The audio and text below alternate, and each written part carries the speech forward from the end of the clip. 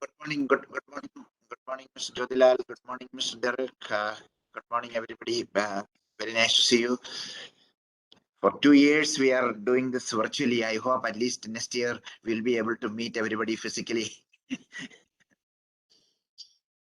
Sure. I think yes. Yeah, good morning, Mr. Pillai. Good morning, everybody. Good morning, Akhilur. Good to see you. Very good morning and good afternoon and good evening to all the esteemed panelists, the audience for attending the session. And the session is on green hydrogen mission, and I will introduce the speakers first, and they'll hand it over to mic to the chair and moderator of the session, Mr. Anand Vasudevan, for further proceedings.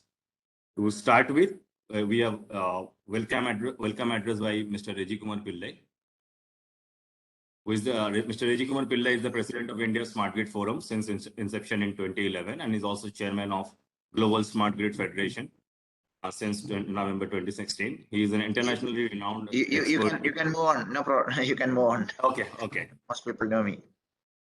And for special address, we have Mr. Gurdeep Singh, who is chairman and managing director at NTPC. Mr. Singh has an illustrious career spanning nearly 3 decades in the power sector. He started his career in 1987 as an engineer training with NTPC. He has wide-ranging experience entailing all aspects of power generation business. His visionary leadership and innate ability to work through complexity and focus on core issues helped bring transformation changes in GSECL, which he has worked as a managing director prior to NTPC.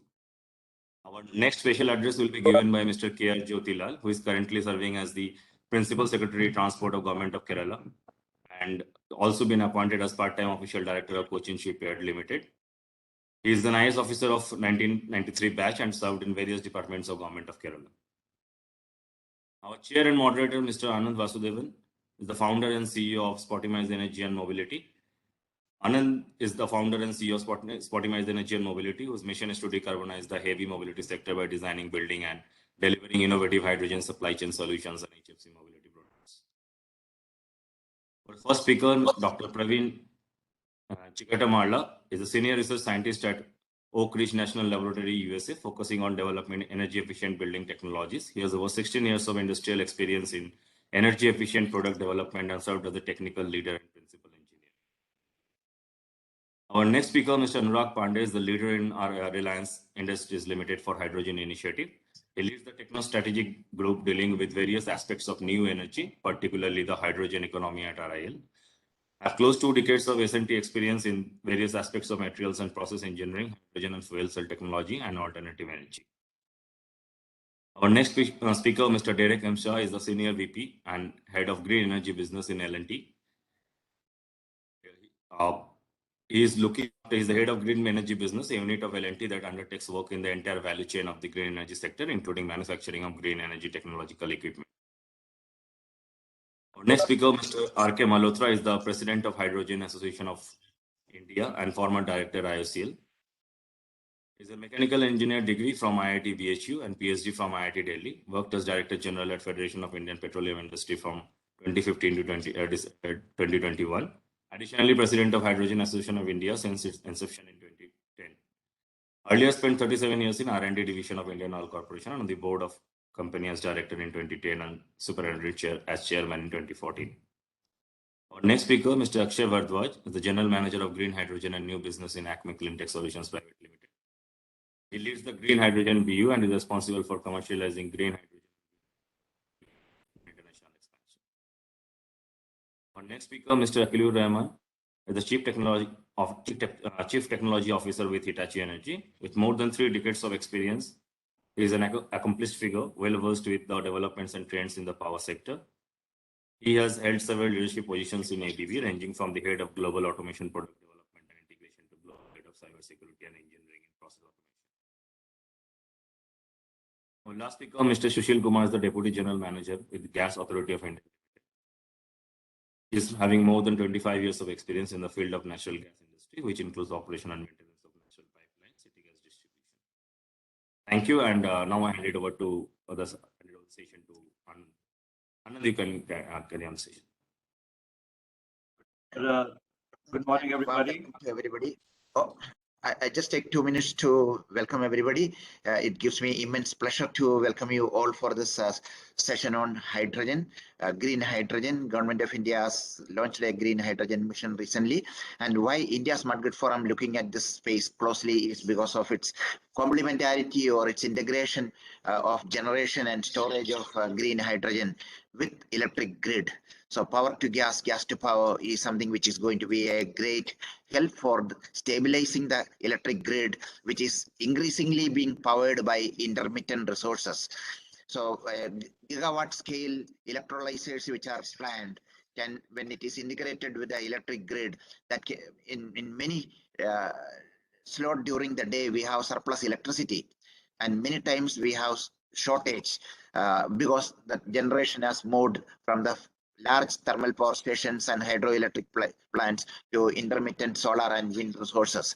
So in this scenario of momentarily surpluses and shortages, the hydrogen generation and storage integrated with the grid gives very good opportunity for stabilizing the grid at marginal cost. The gigawatt scale electrolyzer can be run at varying plant load factors. It's not something like aluminum smelter or something which is a must run 24/7. Electrolyzers can be run at variable plant load factor depending on the availability of electricity at attractive prices. Many times we will be able to give electricity from the grid at lower price, and many times we will be able to give you green electrons produced from the solar and wind farms.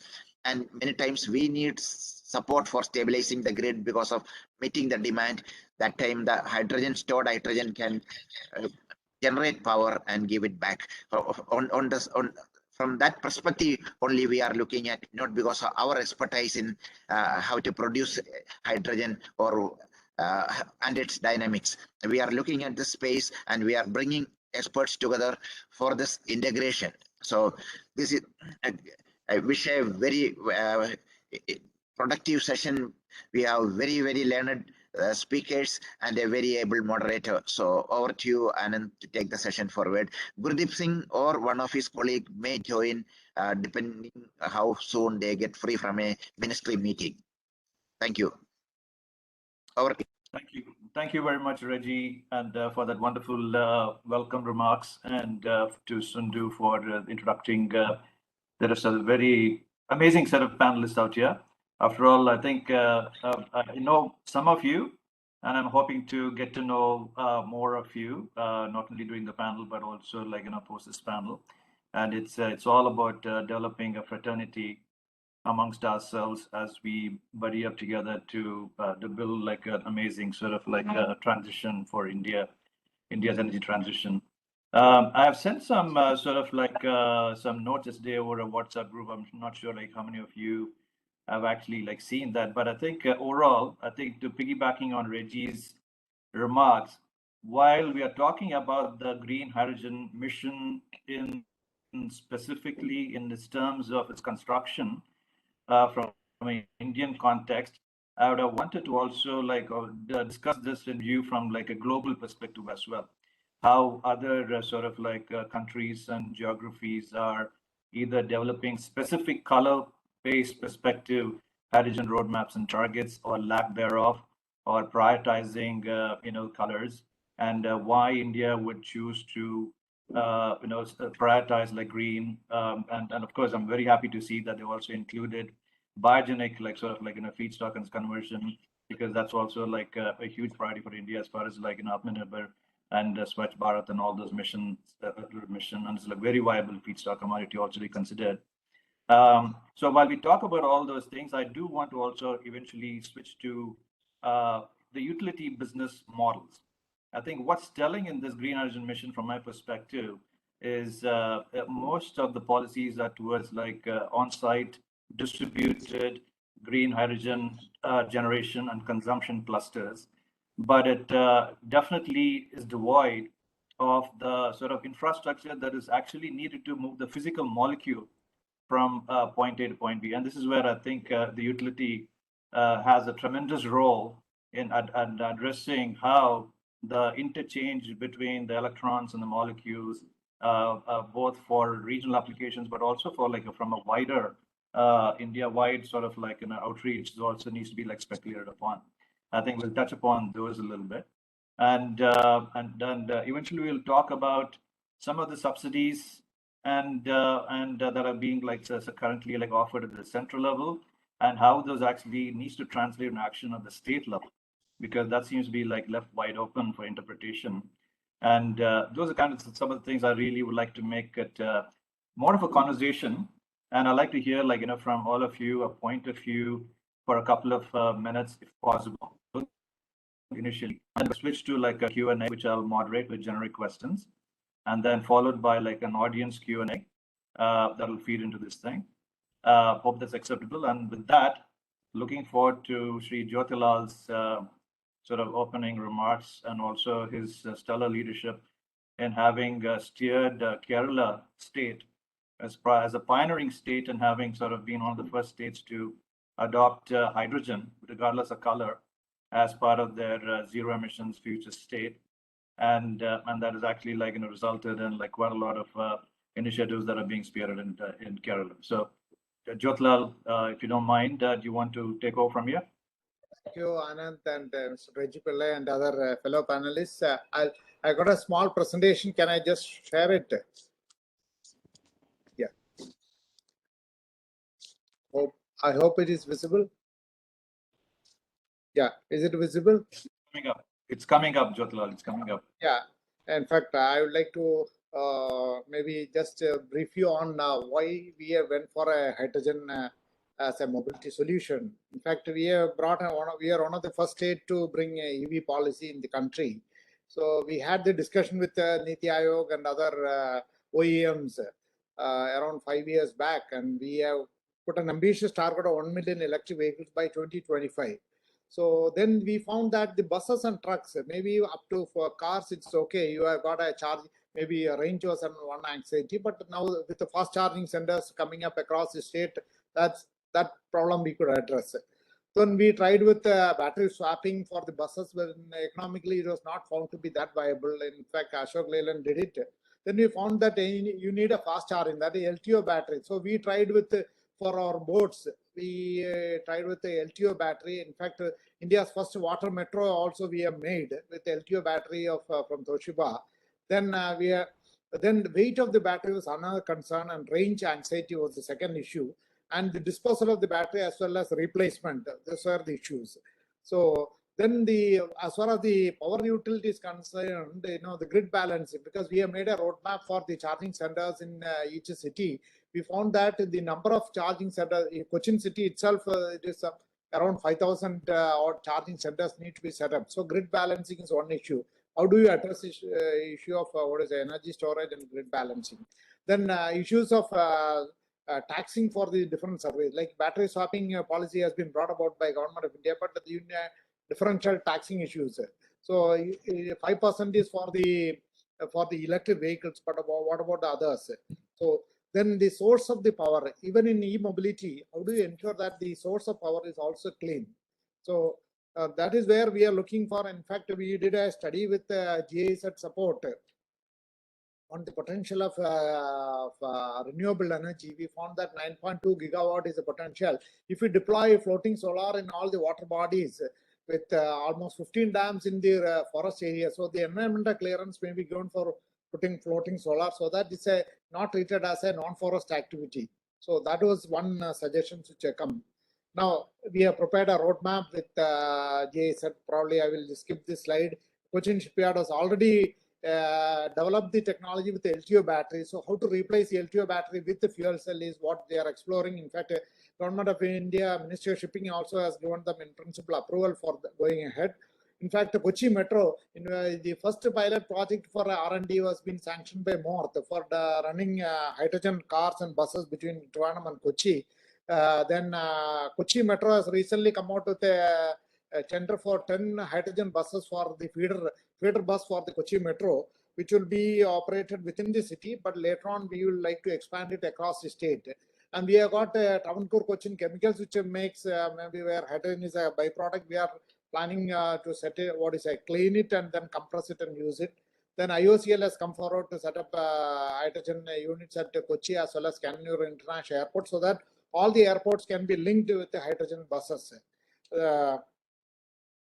Then I think probably I will skip this slide, green, gray hydrogen. I think I'm not getting into that. But one of the key things is that everyone has to go back to their roots, as he said. So we need to get to the source of power. Actually, the earth gets, the sun gives the energy for the world. So how hydrogen is powering the sun? Basically, it's a fusion. But so we need to shift slowly from carbon to hydrogen. I think probably even the war is teaching us a great lesson that you need to depend more on renewable sources as well as the hydrogen for your energy security or energy independence or reliance. Actually, we need to become self-reliant through hydrogen economy. So the various routes, these were the 28 routes which are identified for deploying 70 buses. Initially to start with the 10 feeder buses and then 10 intracity and then 50 intercity buses is what we have planned. So this is a roadmap. Probably then we come to the what are the issues affecting. There are two critical issues. Probably one is cost of the hydrogen needs to be low. In fact, I'm very happy to see that our CEO Niti Aayog has yesterday mentioned that we would like to bring the cost to less than $1 per kg.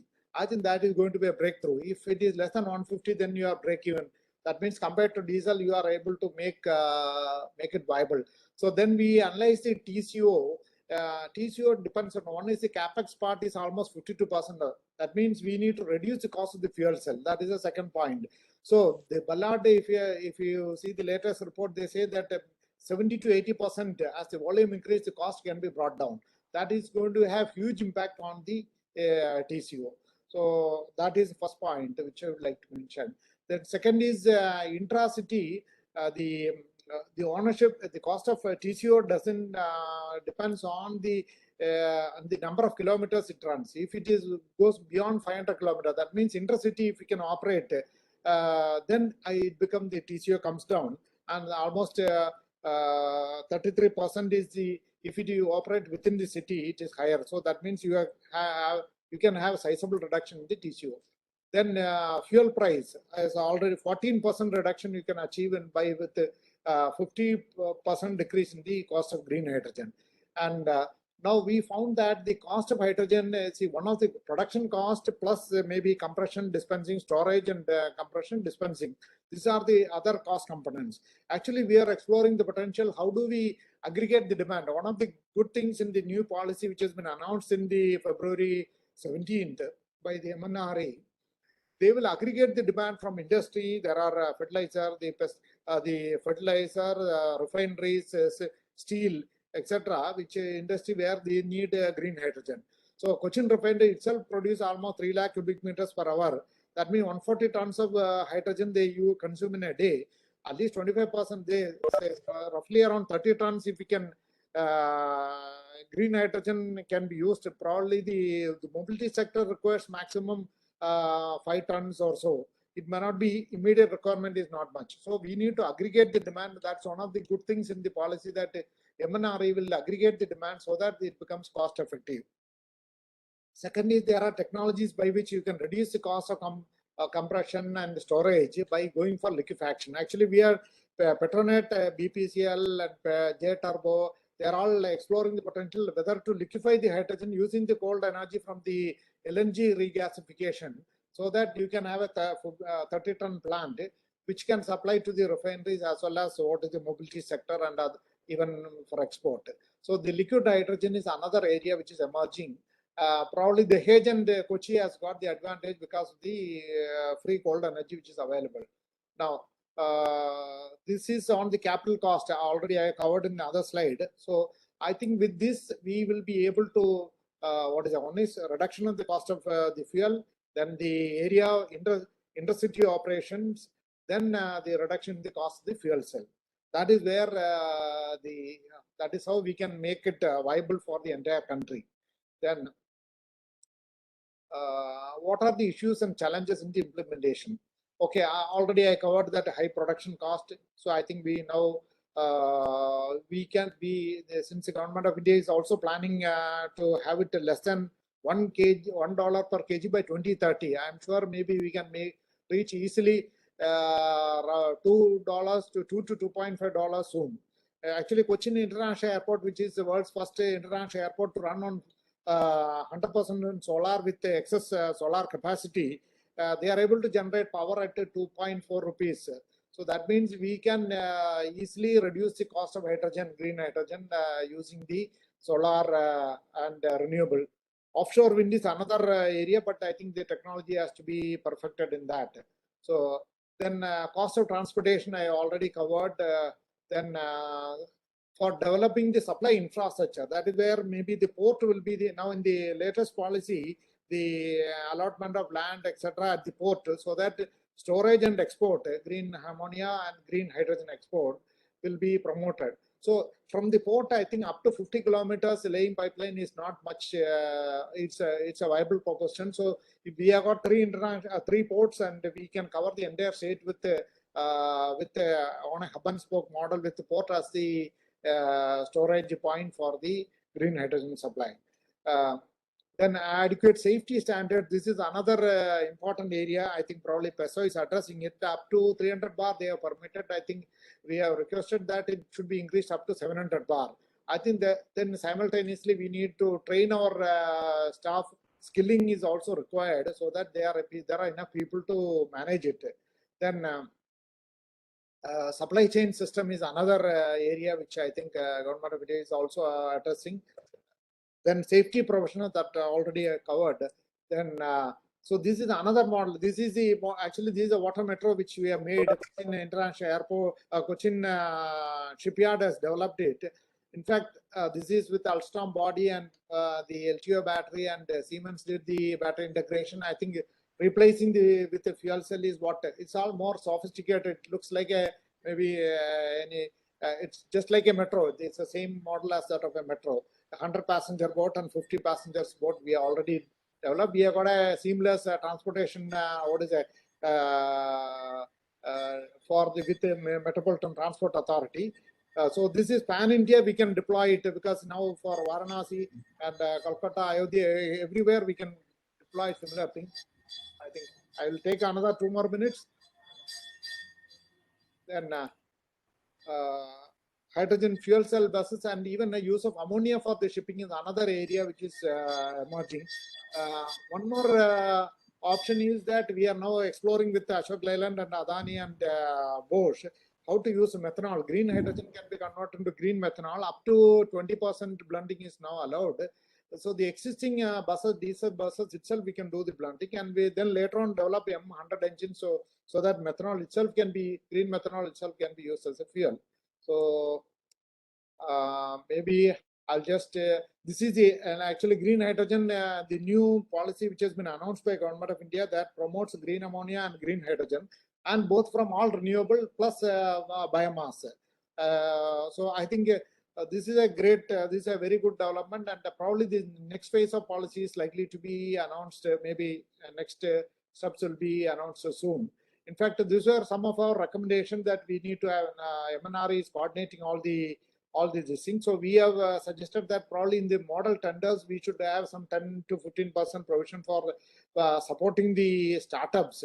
So that that area is one which we need to focus. Then in-house capacity development. Then hydrogen corridors, just like Trivandrum to Kochi, we identified as one corridor in the national highway. Similarly, for the this corridor we can use with the national highway has got we give right of way for the hydrogen pipeline. That'll be another source of income, as well as you can deploy. We can ensure the hydrogen supply across the state in the highways. Then central assistance for required for the supply chain infrastructure, basically generation and distribution. Then we have in the FAME 2 should include hydrogen buses also, and so that it becomes just like what we did for electric, similar thing should be done. Then R&D is another area, probably how to indigenous. Now KPIT has developed indigenous fuel cell, but I think we need more research how to reduce the cost of the fuel cell. In fact, one of the good things is I think Reliance team is in touch with us for a pilot on the hydrogen buses, where probably for the capital city. Then reduction of GST, I think I already covered. Road tax, we have made it 0 for the R&D purpose and 2.5% for otherwise. Then right of way, I already covered. NHA as well as railway can give right of way for the hydrogen pipelines. If the Air Products USA, which is already invested in BPCL in Kochi, they have actually laid the pipeline in the roads, in the railway line side. In fact, we are coming with a semi-high-speed train, Silver Line, with by the side we have got a 24-meter right of way. So why not lay the pipeline by the side so that we can connect all the cities and towns in route. Already another emerging area is sustainable aviation fuel. In fact, countries like Germany has put a 10% target by 2030 for that they should use the SAF for the aviation. Already pilots are already on, and in fact, SAF is another area because aviation is the one industry which is contributing much for the pollution, and the cost of fuel is also another important aspect. I think with the SAF we should be able to address this issue of climate change and the pollution in the air. Then hydrogen ports is another area which we are working on, hydrogen trains as well as how we can use in the hyperloops, which along with the IIT Madras, some of the professors who are our batchmates. So we are working on the hydrogen usage in the hyperloop. Then so I think I already covered the points, solar panels in the water bodies, especially in the forest. We should not insist on the hydrogen, the EAA clearance should be blanket, permission may be given for deploying so that we can realize the potential of 9 gigawatt through renewable from the water bodies as well as the wind power. Then some of the convergence of various schemes of Government of India is another area. Then strategic distribution systems to be identified which can result in least cost of hydrogen production on a hub and spoke model. That is what is proposed for the state. So establishing SOP is another thing. Then I already covered that point that technology has to be tenders should be technology agnostic. Then maybe startups. PLI scheme is another area. We have identified almost 12 items which should be included in the PLI. Then ammonia may be made mandatory for shipping as far as IMO has already given the approval. Then aviation, I already covered that at least 10%, and maybe I can identify 3 airports. Cochin is already there in the loop, so maybe 2 or 3 airports can be taken for the pilot on the sustainable aviation fuel. Sugar industry can be incentivized to produce SAF or green methanol. Then green tourism is another area. Then I think probably the policy which has been announced on 17th February covers green hydrogen and green ammonia. ISTS charge has been waived for 25 years for projects which may be commissioned before 30th of June. And open access for renewable energy within 15 days of application. That is also a welcome step. Connectivity at the generation as well as manufacturing end, and banking for 30 days for the RE used for manufacturing. Land at the RE parks, which is and the manufacturing zones which the Government of India is planning is also another welcome step. Then bunkers in the ports for the export of export is another potential which is emerging. Actually, everything is happening for the good. Even the wars are also good because there is a change from carbon to hydrogen. Actually, if I say it's we need to move from atomic energy to atomic energy, that's what we are seeing. What is happening? So I think the shift from carbon to hydrogen is a necessity.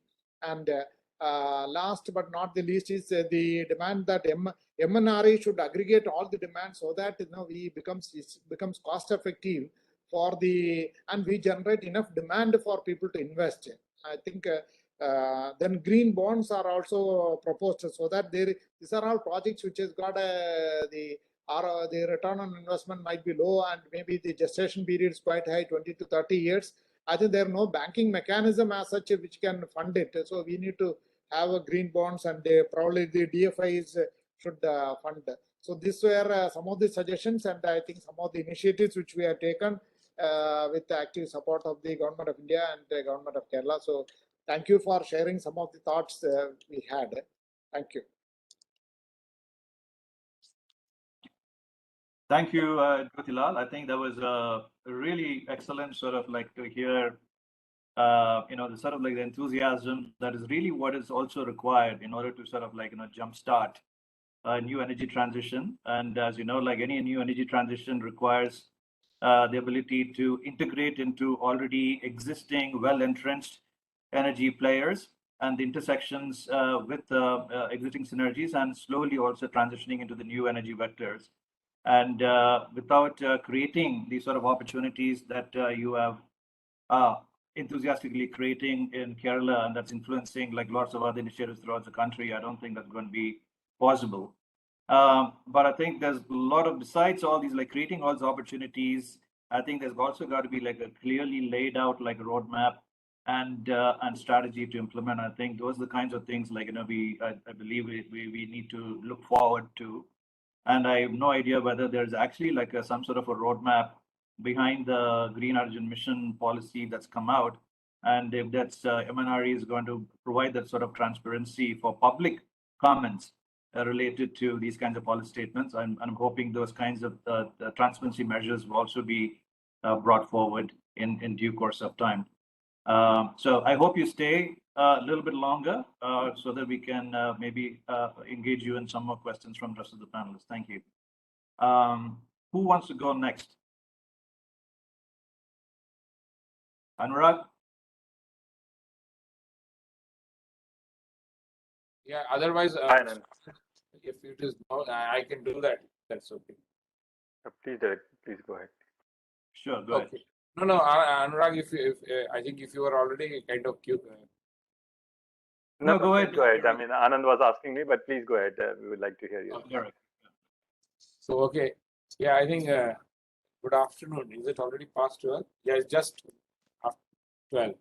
So, good afternoon, everyone. I think thanks, Anand, for moderating this and getting us all here. I will also share a presentation. Possibly it allows me to also kind of articulate my thoughts with the discussion points that were enumerated.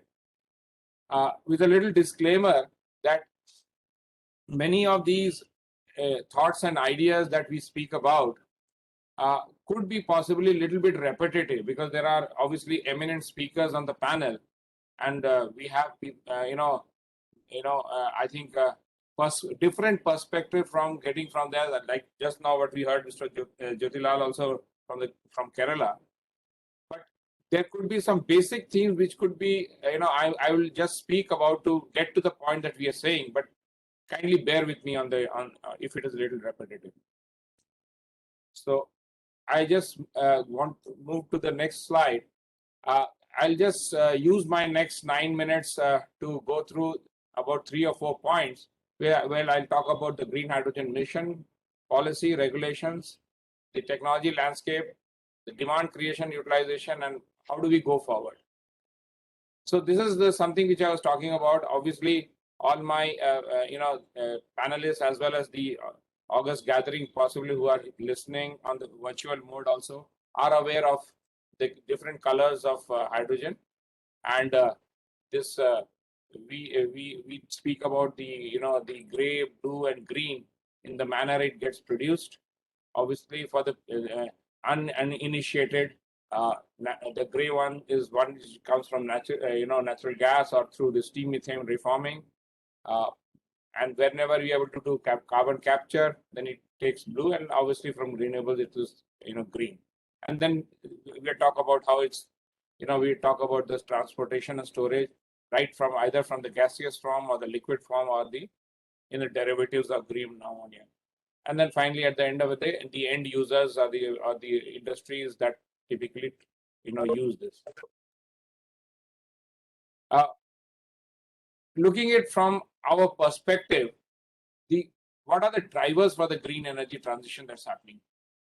I think the biggest one is what our Honorable Prime Minister has verbalized and articulated in his speech on the Panchamrit, the commitments in COP26, which are naturally the net zero, the renewable energy, reducing the carbon intensity, and obviously the non-fossil energy that we spoke about, and finally the 1 billion reduction that we are talking in terms of that. But in order to achieve this, these are the commitments which have been very, very ambitiously laid out. And we kind of look at what could be the drivers which can get it. How do we reach there? So obviously, some of them we have tried to, bring it out over here, where we talked about the decarbonization, the import bill reduction, and valorizing the low-cost energy. And finally, I think at the end of the day, we know that the green hydrogen will play the key role in this achieving our COP26 goals. I think we also saw Mr. Jyotilal, laying down what was, spoken about in its the green hydrogen mission. But from what we saw was what was we expecting. The expectations were typically what we've laid out in these 5 points, that we need to become, I would say the hub, green hydrogen electrolyzer manufacturing hub in the world. And it has, PLI is obviously, we have seen the PLI coming in the electronics industry, the PV solar modules, and the advanced chemistry cells, the batteries.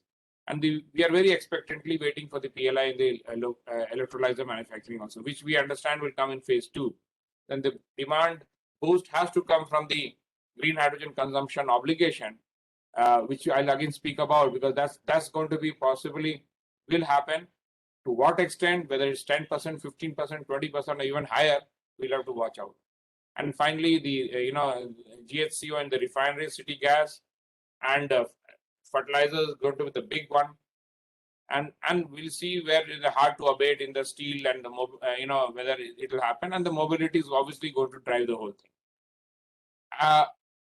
Just to be bringing out some 2 or 3 points which we felt was the highlights of the phase 1 policy that was spelled out on 17th February. We felt that this banking for 30 days of renewable power was a big I would say initiative which would allow renewable power to be, and then it could reduce the storage through batteries, which is the it drives the cost out. Similarly, the interstate T&D waiver is going to, with some rough arithmetic we have seen between banking and interstate, it could actually bring down to more than at least 15 to 20%. We could look at it. And then finally, you've got flexibility to source RE from anywhere versus wherever the end use is going to be there. Obviously, it has also, other than in the numericals, it has also spoken about prioritization, the approvals, single window, single portal, land, and all that. So I think this is a very, very well, I would say, welcome phase 1, and we all expectantly look at the phase 2 that is going to come. Having spoken about the mission policy, I'll just briefly touch upon the technology landscape.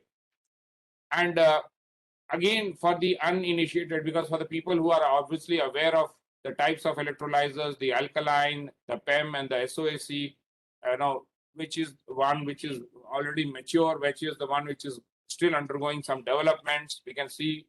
And then finally, the applications where it's a large scale or mid scale. So I think in our assessment, where with the the assessment keeps changing, it's dynamic because the manner in which the industries are responding.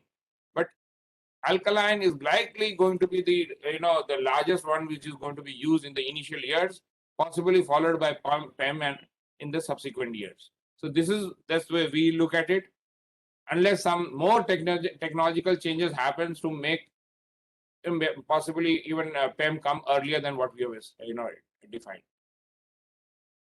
Cost trends, naturally, like any other technological development, we can see a sharp cost reduction happening over hardly over 10 to 15 years. From $1,200, it's already $400 to $500 now, and possibly going forward, we are looking at $300 or maybe lower than $300 also per kilowatt hour. And naturally, what we believe is what's going to help is the economies of scale, the design, and the competitiveness that India would provide to look at electrolyzers. I think that is why, looking at the demand and looking at the manner in which low-cost electrolyzers could be manufactured in India, all the global technology players who are into manufacturing and who have that are looking to set up shops in India with either on their own or with their partners. We have also looked at the market segments which possibly will drive. And in the initial phases, we believe that in the near term, the refineries and fertilizers are obviously going to be the big players who will be the consumers of green hydrogen, followed by the HCNG, possibly iron and steel for some time. Although I really liked when Mr. Jyotilal spoke about driving mobility in Kerala through fuel cells and bringing green hydrogen. While there are challenges to this entire thing, going forward in mobility, but if this is also initiated with lots of enthusiasm and initiatives across not only Kerala but across the country, I think mobility is going to be a big user of green hydrogen, and it will be completely driving the numbers much more than what is being right now projected. And obviously, he also spoke about the exports, where in the phase 1 it has been very clearly articulated about the setting up of large hubs of green ammonia, green hydrogen, which could drive the exports for the world, where everyone looks at countries like India, where the sun irradiation typically favor producing renewable powers at very low cost, which fuel the green hydrogen and green ammonia. And just to reiterate my point about what we are looking at, cumulative capacities of 150 gigawatts over 2030. This is the global numbers, and possibly looking at upwards of 20 to 30 gigawatts every year that could drive the electrolyzers going forward. And we look at both of these things together. The hydrogen coming in India, this has also been very clearly spelled about in terms of in the phase 1 about what could be the requirements being driven. So we've also done our own, let's say, analysis to look at blending in refineries versus fertilizers, and these are already using gray hydrogen, and partly some of them blue. So there will be much faster switch to green, and with the government mandate coming in, and the being legislated, the refineries and possibly fertilizers will move much faster. As I said earlier, we put the mobility at the bottom of the page because we felt that it possibly will go little, but then obviously that also drives, and then the steel and all that. So if you looked at it, we saw something like 30 gigawatts definitely happening at 2030, which is itself is a very big number to go forward. Today, even the largest plant in the world produces only about 500 megawatts. So, I think 30 gigawatts to do that in India will naturally drive a lot of players to set up shops to manufacture electrolyzers in India. So just to kind of conclude what we said, how do we go forward looking at the demand and looking at the manufacturing? We looked at this particular period into 3 parts. One is where we looked at it, well, initially the hydrogen requirement is going to be government mandated, where the blending has to be possibly be legislated in spite of the cost parity not being there, because there is as on today there is a differential cost between gray and green, but we believe with the government kind of mandating, there will be a kind of a force which will make this thing move. Then over a period of time, the parity zone will come, where then there will be kind of a dropping in the price of hydrogen, which already, as we read today also, Mr. Amitabh Kant has also spoken about the lower levels, and obviously cost of electrolyzers also coming down and the demand going up. This will possibly be at a phase where there will be a cost parity. And then finally, at a later stage, because of scaled up adoption, I think it's going to take a huge upward curve, and there we'll see large scale projects coming up. So finally, this last slide, just to say that in India, we are already looking at a large demand, and we need to set up these manufacturing units. Possibly, this is the only country which provides kind of the opportunities in terms of the skilled resources, low cost manufacturing, affordable energy, friendly government policies, and obviously the abundant solar irradiation. And if all of this is, put together in a right manner, we are looking at a win-win situation for the manufacturers, for the end users, for the country as such to kind of reduce its carbon footprint and overall to meet its, COP26 commitments. That's my presentation. Thank you so much. Thank you, Derek. I think that's an excellent summarization from an industry perspective, and I think you basically drill down a little bit below what Jyotilal's elevator pitch was, and really what industry really has to come across in order to make this transition happen. I'm actually would like to follow up on a couple of your priorities with respect to the electrolyzer choice and what's going to be adoptable, especially from a utility perspective. As you know, the electrolyzer has to be more grid responsive initially, and this is where PEM probably plays a much more significant role in the initial sort of intersections between the molecules and electrons and power to gas and gas to power vectors. And I think when you touched upon blending, I think which is another huge sort of priority even in the United States. And I'd like to actually bring in at this point in time Praveen, who can shed some light from a US perspective, and he's a senior scientist at Oak Ridge National Laboratories, and he's working with quite a few gas utilities in the US, where I think the let's electrify sort of everything sort of strategy is really constraining what the gas utilities can do, and therefore their transition to more RNG based feed transition and eventually hydrogen is a pretty high sort of priority, and Praveen should be able to ably lead us in discussion. And by the way, let me remind you all, Praveen is actually a entrepreneur, researcher turned entrepreneur, and back to research again. Over to you, Praveen. Thanks a lot, Anand. Thanks for the opportunity, and good afternoon, everyone. I'm going to share a presentation I put together. In the interest of time, I just put few slides. Do you see it, Anand?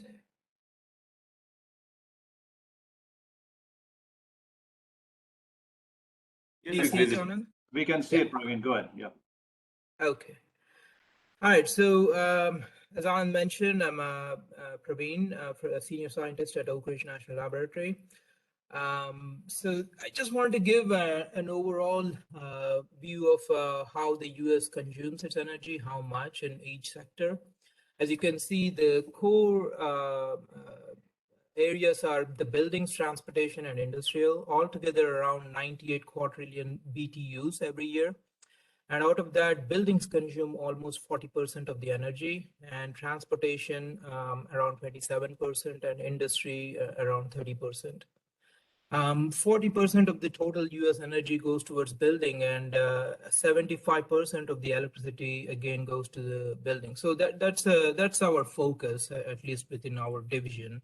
But in the grand scheme of things, as a national laboratory, we are focusing on all areas: transportation, buildings, and industry.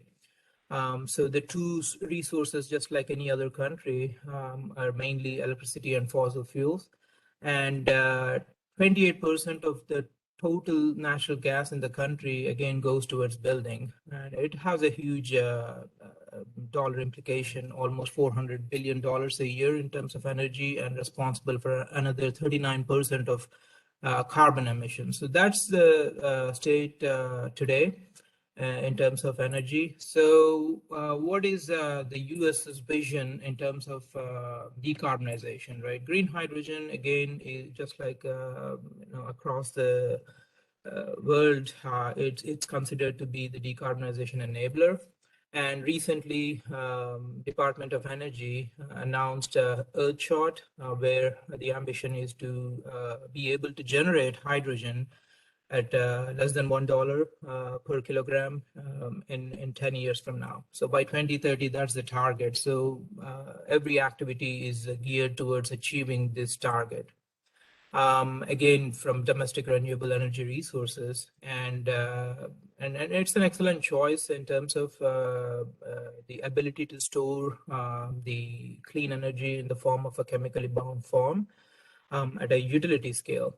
And this plays very well into the gas infrastructure that exists today. So the overall vision, this is a pictorial representation of how the hydrogen is going to enable decarbonization of all sectors. You have as resources nuclear, renewables, and fossil fuels with carbon capture, and tied with hydrogen generation through electrolyzers. And this gas would be distributed through the existing pipelines, along with natural gas as a blend, if not to every part of the country, to at least some pockets to begin with. And then in terms of end use, you're targeting all the sectors: transportation, industry, and buildings. So that's the mission for Department of Energy and targets. So this is another slide which I found interesting in terms of somebody did the homework in terms of again from Department of Energy. In order to achieve this 100% clean energy economy by 2050, that is the US target. So where does the hydrogen play a role today and in the future, right? So this is important. They have identified a lot of areas for hydrogen applications that hasn't been explored before, and as you can see here, the dotted lines represent areas where hydrogen can become competitive if ideal conditions, if it meets all the objectives. And the solid lines represent hydrogen is going to be competitive even under average conditions. I'm not going to go into all the details, but as you can see, again, it targets all sectors of the economy.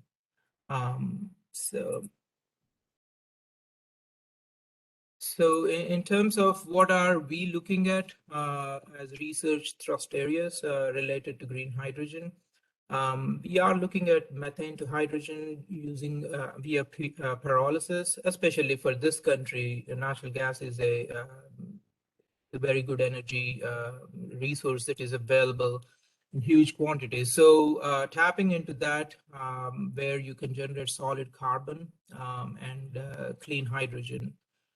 So this is a very interesting area because everything else is using established processes, right? Electrolysis and steam methane reforming and all that. But pyrolysis is significant. Solid carbon has many uses in many industries, including power generation for anode electrodes and things like that. So that will come into play. And then again, the traditional way of steam methane reforming with carbon capture. So we are looking at all aspects related to green hydrogen from these two areas.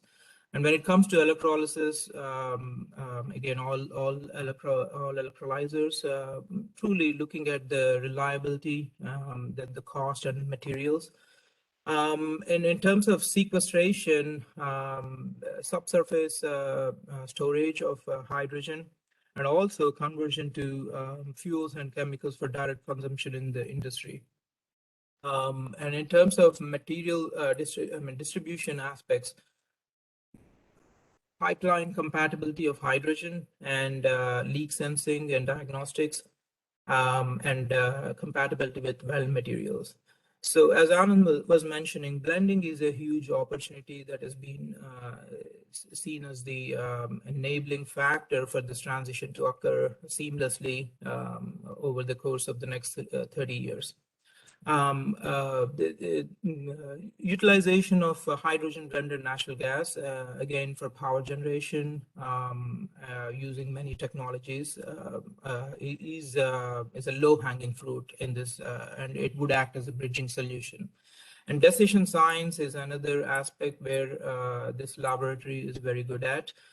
In all the choices that we are going to make, what role each of these choices play in terms of achieving the decarbonization in a sustainable, affordable manner. So we are going to look into all of that. And just another slide focusing on the buildings. I keep saying buildings again, obviously that's my focus here, but the energy scenario in this country is slightly different from compared to India. Why? Because the thermal demand is so huge in buildings that almost 40% of the energy supply to the building goes towards the thermal comfort, mostly heating. And fossil fuels provide 60% of the thermal energy today. And I mean, almost 70% is fossil energy. So the idea here is to actually blend hydrogen, starting with 5% initially, and scale it up all the way up to 50% and beyond. So you can enable the energy transition in a clean manner without having to impose too many restrictions on the end users. So that is the ambition for most of the gas utilities. They want to start off with 5% and eventually scale it up 50% and beyond. And it's in the roadmaps of every gas utility across the country. And buildings, again, also have a target of achieving net zero by 2050. So this would play into it at least in the next 10 to 15 years. And of course, there has to be a lot of work done to make sure these blend compositions are compatible with the existing building equipment. The typical life of most of the building equipment is 15 to 20 years. So you are still looking at existing stock in the buildings that are designed for natural gas, but they have to be compatible with hydrogen. And OEMs are also participating in this, and cogeneration is another area that is necessary, especially keeping in mind the thermal demand. So to summarize, basically buildings are it's the fastest growing sector in the overall energy consumption, and it presents both challenges and R&D opportunities. Decarbonization of buildings requires technologies to not only decrease the carbon footprint, but rather they have to be resilient and affordable. Hydrogen, enriched natural gas, and blend compositions are considered as bridging solutions in this transition. As everyone knows, hydrogen is necessary for grid stabilization in this renewable energy transition. So cogeneration, again, I'll just mention it because of the nature of the energy consumption buildings today. Thank you.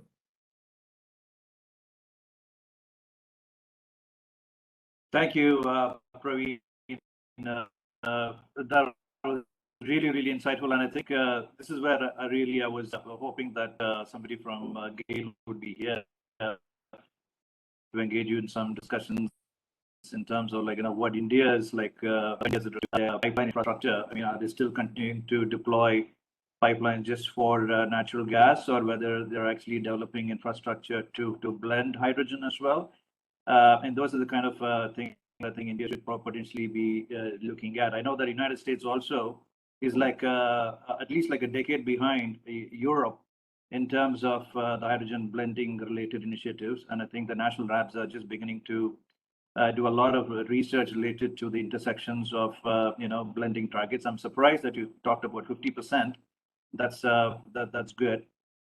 Anyway, so hopefully you'll stay awake. Thank you for staying back so late, and get yourself another cup of coffee, and hopefully we'll engage you in some discussions later. Anurag, thank you for waiting patiently. So off to you, sir. No, I mean, it is a pleasure to hear all the, my previous speakers, and, good afternoon or, good evening to the folks from the US there. I don't think there is much for me to add. Our previous panelists have already covered, substantial ground, really. I mean, Jyotilalji, literally covered everything what's going on from a policy and, all the initiative what the country is taking. Right, and it was a pleasure to hear L&T's view on the green hydrogen, as well as what Praveen talked about the US. Right, I mean, the Department of Energy has literally shown the way for last 2.5 decades. What we need to be doing in the hydrogen, right, for it to become economically viable, and all the technological challenges, etc. So I think with that background, like what we have already covered, there is not much to add, except for one thing. I might want to touch, especially in this forum where we are talking about the utilities and all. We are looking at the two ends of the hydrogen economy, predominantly, and which is expected in the initial period. Obviously, the production and the end application. But I think it is, it is very important to look at the missing piece, which is the supply chain piece, and which is the most difficult part of the whole hydrogen economy. As we all know that the hydrogen is the lightest molecule, and handling hydrogen is a difficult task, and most of the cost also goes into hydrogen supply chain, right? And Anand, you were talking about the presence of the GAIL. It would have been nice for them to be here, and alluded on the role of pipelines, as we as Praveen also mentioned, we are looking at a gas-based economy, right? Literally, when we are talking about hydrogen, predominantly it is going to be gas-based. So a lot of learning from what we have done for the natural gas, the pipelines, and how we have dealt. A lot can come, and we can implement that in the hydrogen as well. As obviously the hydrogen has its own challenge. What is interesting, I think, from my point of view, is the whole synergy and the interconnectivity between the electrons and the molecules when we talk about the hydrogen, right? And obviously this forum is about the smart utility, right? I mean, the smart utility, when say, it is very apt to consider that in the background of what we are thinking in the hydrogen economy. The great leadership from the country has come and eluded the vision where we want to go, right? I mean, 2050, 2070, all those, and 2030 as well, right? I mean, the near term in terms.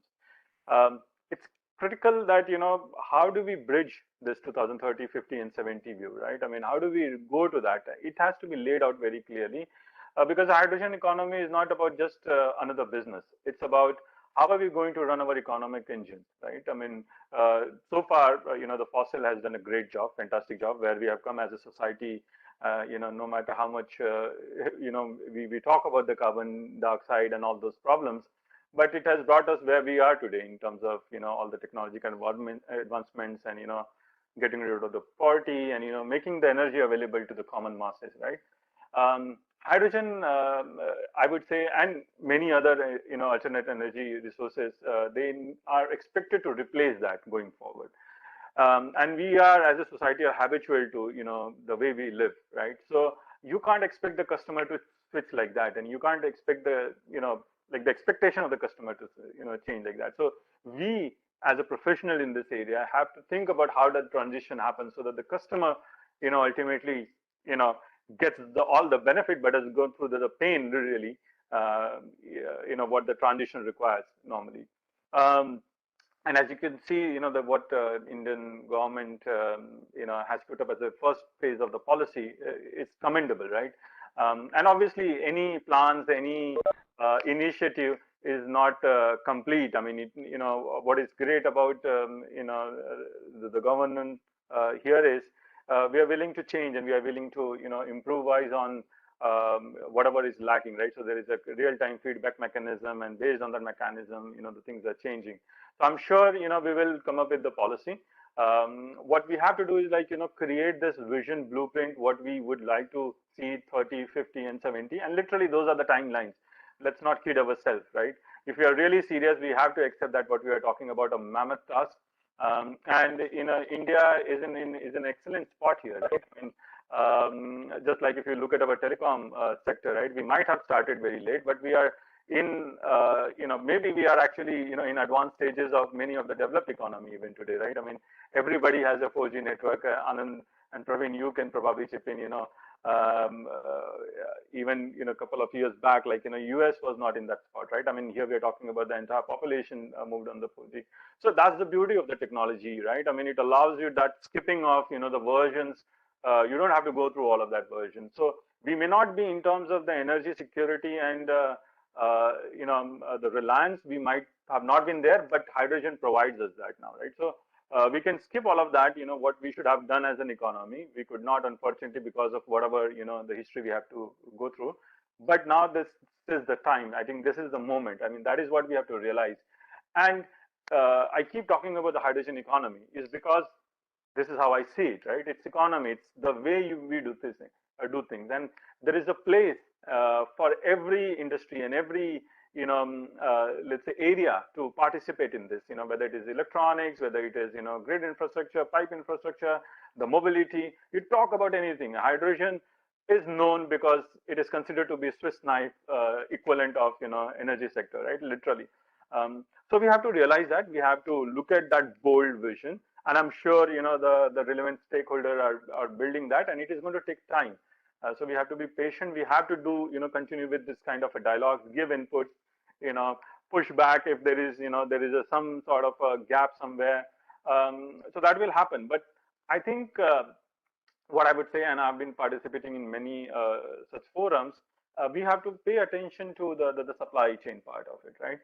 Whether it is on the backbone of the the electrical grid infrastructure or the molecule grid, right? I mean the pipelines and all.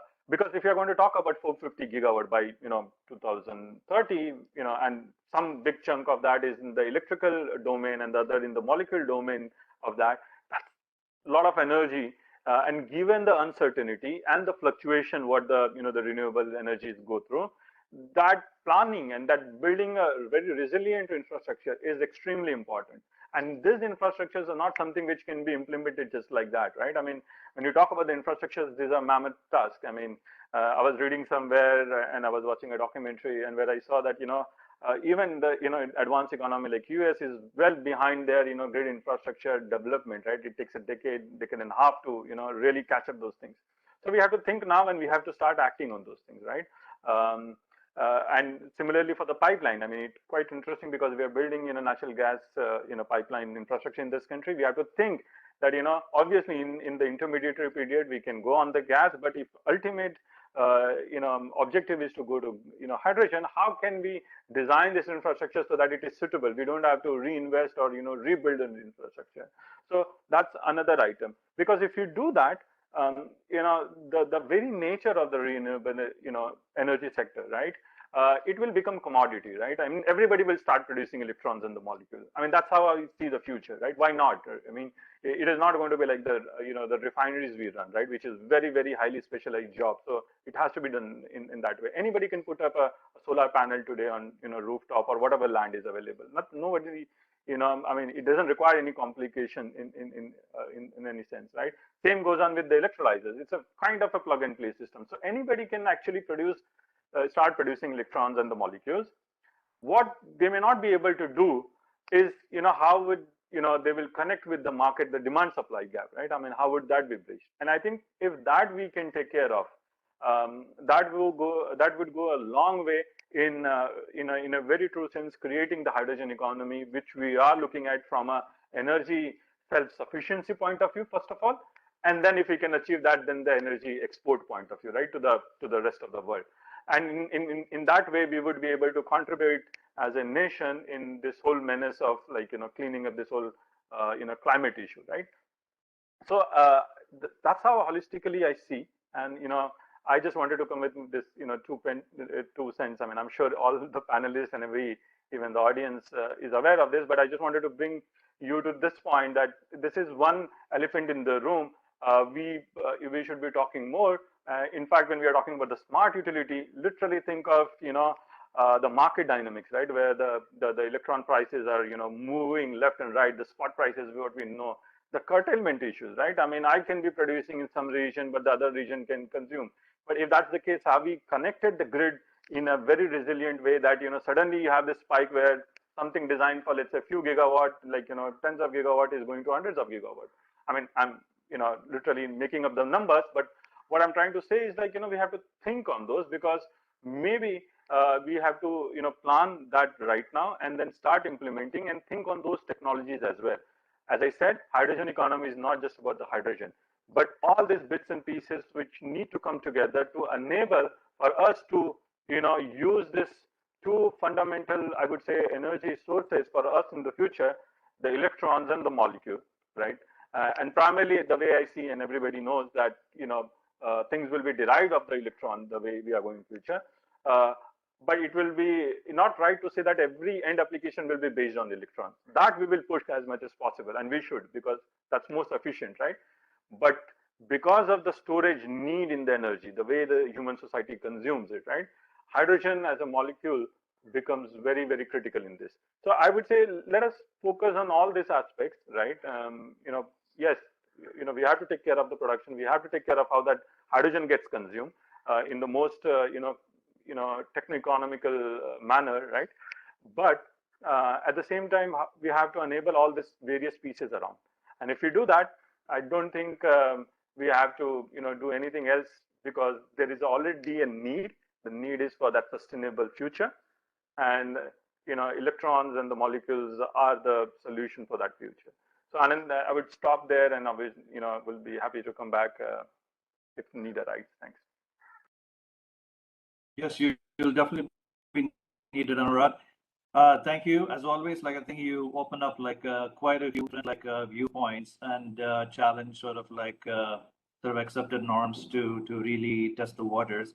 And I think you really touched upon the twin challenges. I think that it actually, the hydrogen as a miracle energy carrier, let's call it energy carrier, addresses for India, right? Energy security, the amazing sort of opportunities with respect to an economic engine and innovations that is going to drive the sort of end use applications. So this is where I think I would like to, Praveen also later on come and comment about, besides the delivery of the molecule to decarbonize the gas sector, there's quite a lot of intersections of the hydrogen blended fuel in end use applications, and transitioning to eventually to 100% hydrogen, even for power generation, as well as home heating and all these things. So there's an amazing amount of end use application innovations we're going to see in the market, and that whole sort of that related supply chain ecosystems also is poised for tremendous growth, right? We're already seeing the emergence of gas utilities working with very on-site hydrogen generation, using very modular on rooftop solar, and even other vectors, even for charging the vehicles as well as home heating. So you're really looking at modularization of off-grid sort of opportunities also in gas utility models coming up, which is exactly the same sort of gas utility models the electric utilities were challenged when distributed generation of electrons is becoming more and more relevant, right? So you're right. I think you touched upon another very important point. How can India short circuit or jump ahead, and by planning for future sort of opportunities to transition exponentially to the hydrogen economy? And I think your parallels to the sort of the wireless telecom sector is absolutely relevant. Anyway, hoping to hear more from Sushil. Sushil is I think has joined us as well from a gas utility perspective. Stay tuned. So now I'd like to invite R.K. Malhotra from IOCL to sort of provide his sort of insights into the MNRE's green hydrogen mission. And if you could touch upon more color, sir, on the biogenic route and its limitations or possibilities, and what amount or quantum of green hydrogen you think is really harvestable in this transition from the biogenic sources of India, and what IOCL has been doing for the last couple of decades and still continue to do. That'd be great. Thank you. Thank you, Anand. Let me clarify that I'm not with Indian Oil as of now. I was in Indian Oil and retired from there as Director R&D in 2014. Then I was Director General at the Federation of Indian Petroleum Industry till December. Now I have joined IIT Delhi in the Department of Energy, Science and Engineering as Professor of Practice, besides on part-time basis, besides doing some of my own pursuing my own passion on hydrogen side and on the advisory of some companies. So thank you for inviting me. I've been listening, and I think as Anurag also said, most of the things have already been covered. That's what Anurag said, and Anurag has also touched upon few more aspects. So I don't know what to say, but I only would like to just comment on some of the points which have already been made. India has to start with the why we need hydrogen, why we should go for hydrogen, but at the same time, energy transition, when everybody is talking about hydrogen economy is part of that energy transition, which is being talked about by all companies. will need more energy, growing the GDP, but at the same time, environmental commitments. So that is, but we also need to have energy reaching the poorest of the poor people. So it has to be affordable. It has to be sustainable. And as a country, we need energy security. Having said that, hydrogen, where it will come from? That's the major question. So good. Renewables, we have large potential. The renewables are growing pretty fast. So hydrogen becomes an energy carrier. You can produce through electrolyzers, but it is costly at this point of time. It has been said, and it is quite expensive at this point of time, unless you mandate and force the refineries to use it, or for other sectors through the mandates. People are not willing to, even refineries. I was in the Federation of Petroleum Industry, and people, my refineries were saying that why should we use hydrogen, green hydrogen, which is about $5 to $6. The new policy would be bringing down the cost to some extent. When we internally produce it from natural gas reforming, and we have the capacities to produce hydrogen for our internal consumption, and it costs us about $1.2 or $1.3. And at the same time, if we go to $6 or maybe $4, $5, whatever it is, it adds to their cost of production of the fuels. The who will compensate for that? Whether the general public will pay if they pass on that cost to the consumer. So these are some of the questions which have been bothering the oil industry. So having said that, what we should be doing. Obviously, green hydrogen, we have to go ultimately, if we have to decarbonize and meet the targets of commitments made at COP26 by the Honorable Prime Minister. We have to grow renewables, no doubt about it. It provides energy security, it is clean energy. But till such time it happens, should we be, pushing for green hydrogen and increasing the cost of production of various commodities, or we should side by side, continue to use the other sources? One thing which we all know anyway, natural gas reforming, we all know. But one thing which we also need to understand is that when we talk about energy security and also affordability, India has large reserves of coal. And whether we can do coal gasification and produce hydrogen while integrating CCUS and converting that brown hydrogen to blue hydrogen. CCUS technologies are also fast developing. So maybe it will, the cost calculations show that if you produce hydrogen through the coal gasification, or maybe you can do biomass co-gasification also, because once you have a gasifier, the life of the life becomes much easier if you do the coal and biomass co-gasification. And you add some green flavor also into that gray hydrogen, and when you integrate with CCUS, you ultimately get, in any case, blue hydrogen. And that's still cheaper, much cheaper than green hydrogen, which we are talking at this point of time. So even the German Hydrogen Association has also been saying that blue hydrogen should be used as a bridge to move towards green hydrogen. Somebody may say that why should I be talking about, even Niti Aayog, some of the people keep on saying that we should straight away go to green hydrogen. Let us not talk about. Some of the experts globally also have been saying, why should we be talking about blue hydrogen at all? We should be straight going to green. But yesterday we had a India-Canada hydrogen interaction, where the member Niti Aayog, Mr. Dr. Saraswat told us that unless we have about 80% of green hydrogen in our total energy mix, in the power mix, we cannot be, having effective way of decarbonization. I also feel that if we have to ultimately go to green hydrogen, we have to piggyback on blue hydrogen. So let us not, I'm not against, I will repeat that I'm not against green hydrogen, please. But at the same time, till such time the green hydrogen becomes affordable, there's an ambition of Mr. Ambani, who has said that we'll have $1 per kg by 2030. And I believe when Mr. Ambani says something, he does it. And we were listening to RNL target also, the US target is also about $1 per kg of hydrogen by 2030. So till such time, if we can use our internal resources of coal, biomass, also we displace the natural gas to some extent, and the cost is not very high, and we create the infrastructure for transition to hydrogen in a faster manner. Because if you have affordable hydrogen being made available to the masses and to the industry, they will warmly accept it. And that will enable us to create the infrastructure. And by the time that the green hydrogen becomes $1 per kg, we'll be ready with all kind of infrastructure. I'm glad Anurag touched upon the infrastructure for supply chain. He is absolutely right. The storage, transportation cost of hydrogen is at times more than the cost of production of hydrogen.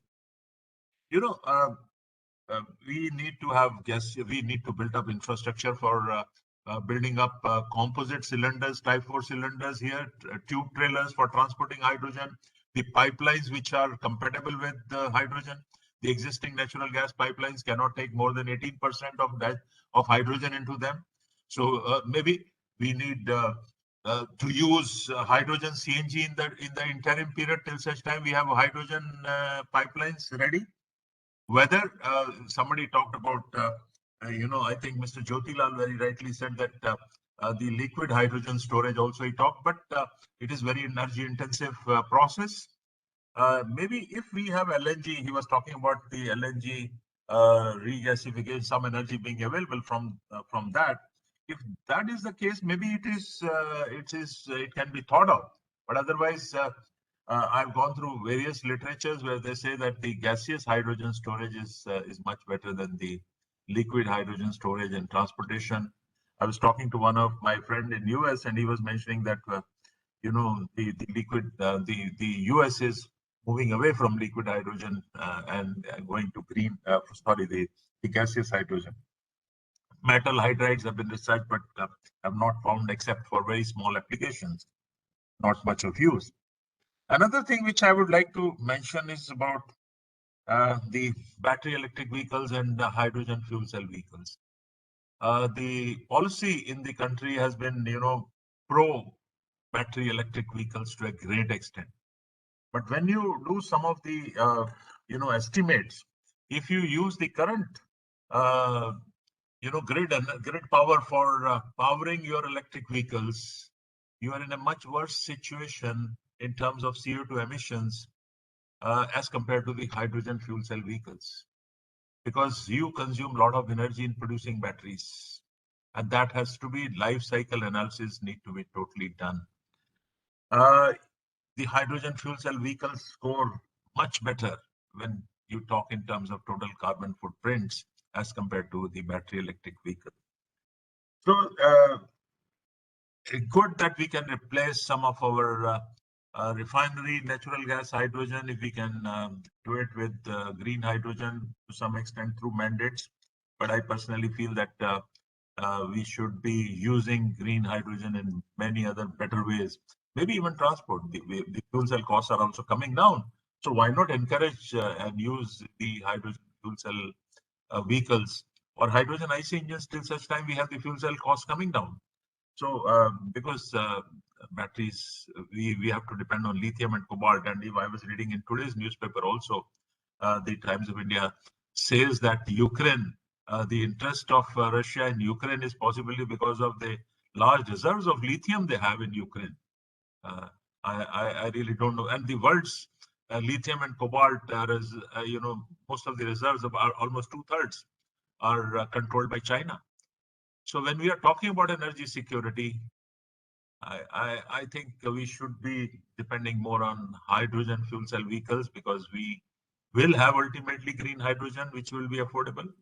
And we should be thinking of converting our transport sector not on battery driven technologies, unless we have some innovative materials for batteries. You should be looking at hydrogen fuel cell vehicles. As a Hydrogen Association of India, we will support all kind of colors, of hydrogen, because we want the hydrogen economy to develop. And I strongly believe that ultimately we have to reach the goal of green hydrogen, but we have to piggyback on all kind of colors, and maybe blue is the better choice till 2030 when we have affordable green hydrogen available. So we should use side by side and promote all kind of hydrogen to develop the infrastructure for doing the faster manner. I think these were some of my views I thought I would share. Thank you. Thank you, RK. Sorry, I do know that you're no longer at IOCL, but I was hoping that you would talk a little bit more about your past work. One thing that stood out in your discussion is about like how do we ensure in this energy transition that we continue to also bring address like a lot of the poorer sections of the Indian sort of like labor force. And it struck me in the solar sort of like the transition. I think we saw in the early adoption days, like, how like there were microfinancing opportunities for really like sort of rural folks to sort of get involved in assembling solar panels across various places. And they were given amazing opportunities and developed their economic models. And I see parallels in the biogenic route in terms of feedstock aggregation and supply from farmers and so on and so forth. I think that could be like a tremendous opportunity to build like the supply chains, and also to resulting in like a higher producing commodity stock that could actually translate into better economic value to farmers and related supply chain. I think that's one thing that stands out as a pretty good opportunity. And the other thing, I think the being colorblind, I think initially until a certain point is absolutely required. I think and this is where I think the penetration of the molecule and end use the molecule has to be enabled in an already entrenched sort of like energy sort of like players in the market. And I think you touched upon that. And I think I was going to put Jyotilal on the spot to ask him about like this new 10-bus hydrogen fuel cell powered tender they come out with, where they are open to all colors of hydrogen and not just focused on green hydrogen, and to see like what his viewpoints are. But maybe those questions will follow. But anyway, so I want to move on to Akilur Rahman from Hitachi, and look forward to his views on basically the role of technology and the intersections of like technology in enabling this transition with utilities as well as end applications, and how he's seeing that sort of like industry play out and its relevance to India. Over to you, sir. Yeah, thank you, Anand. So just give me a few seconds. I will share my screen.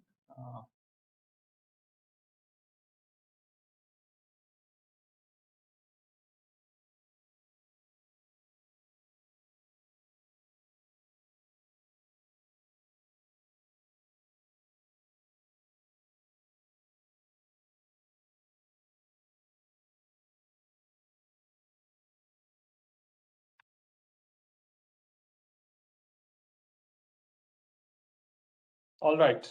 Hope you can see my screen. Yeah, go ahead. Okay. So it was very enlightening to listen to industry experts and also visionary in terms of how the hydrogen can play a role in energy transformation. So coincidentally, I think all different aspects of hydrogen have been covered by several previous speakers. So I would like to provide an overview of how the power. Very interestingly, Anurag, you talked about molecules and the atoms. I think very electrons. This is actually a very good convergence of molecules and electrons in terms of the electricity charges as well as the data. So I would like to provide an end-to-end view of how the hydrogen, from renewable power to hydrogen and hydrogen to power back, and then what's the entire value chain and how the technology is evolving there and how we should play, keeping the end in mind. End in mind in the sense to have the installation either in a industrial small scale or maybe utility scale, and also the integration towards the grid where it has to contribute very significantly in carbon neutral future. So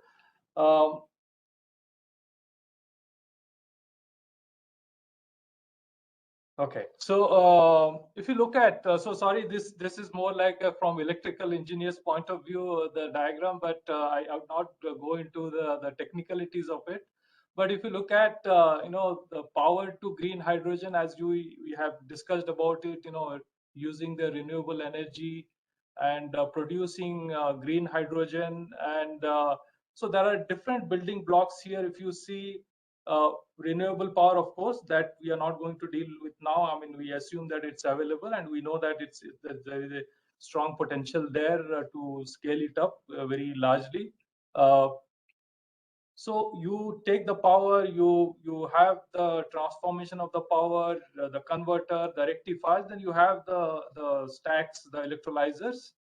And so we have also discussed about how the storage is going to play a role, the hydrogen, green hydrogen storage, and then transporting it, and looking at the chain.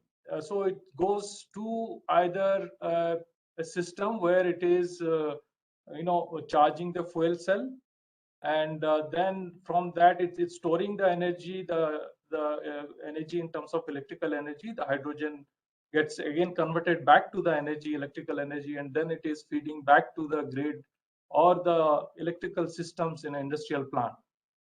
At the same time, same hydrogen, we see that it goes into also the process, whether making a green steel. I mean, we are talking about green steel, or vehicles we talked about, heard about it. And then there are also several applications where this hydrogen fuel cell based vehicles, the construction equipments in the mining area where we consume a lot of fossil fuels.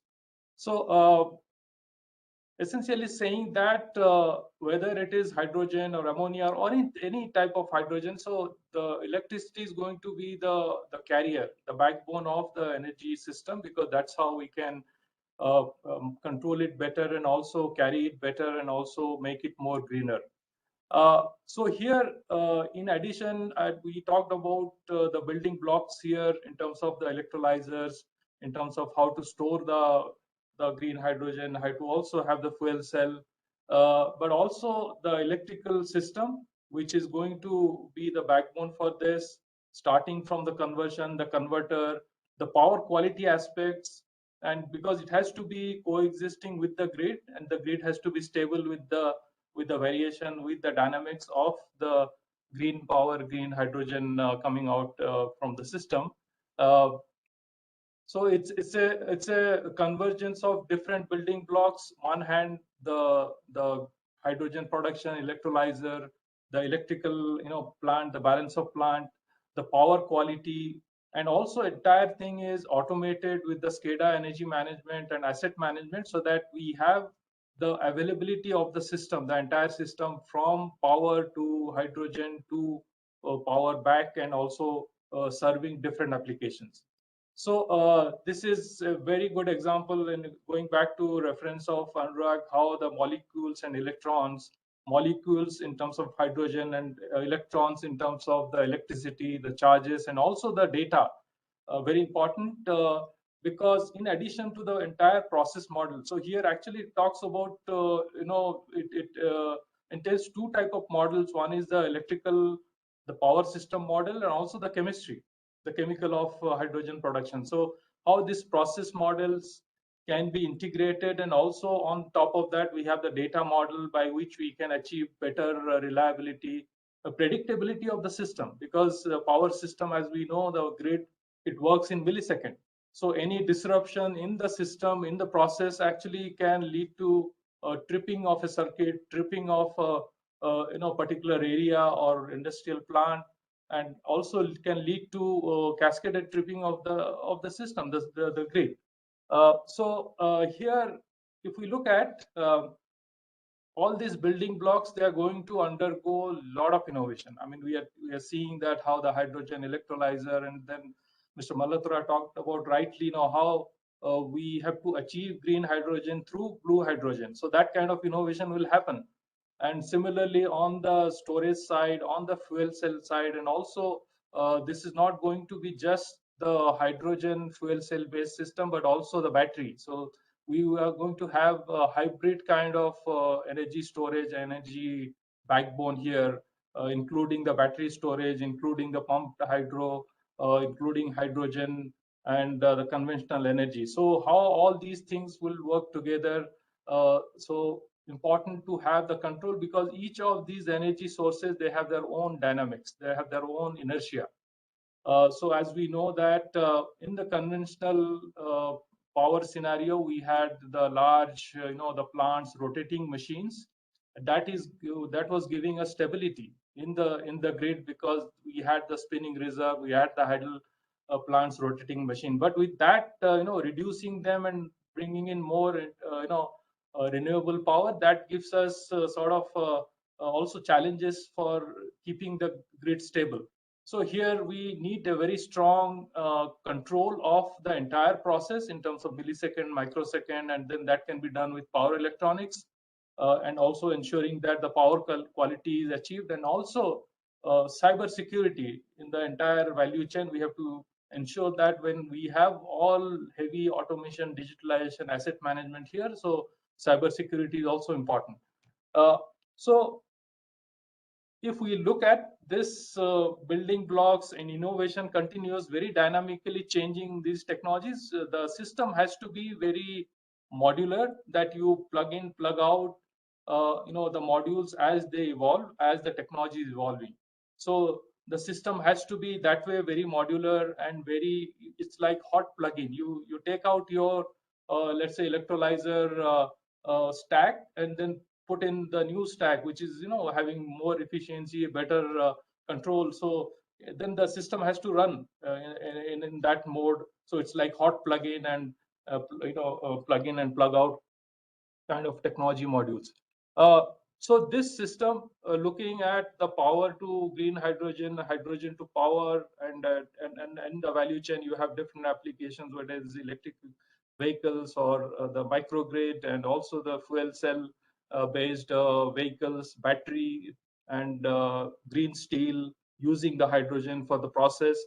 The future of the grid is going to look like this, where you have different sources of energy, the renewable energy, the hydrogen storage, the battery storage, the microgrid, which are sort of either in the industrial plant or in the utility or remote areas.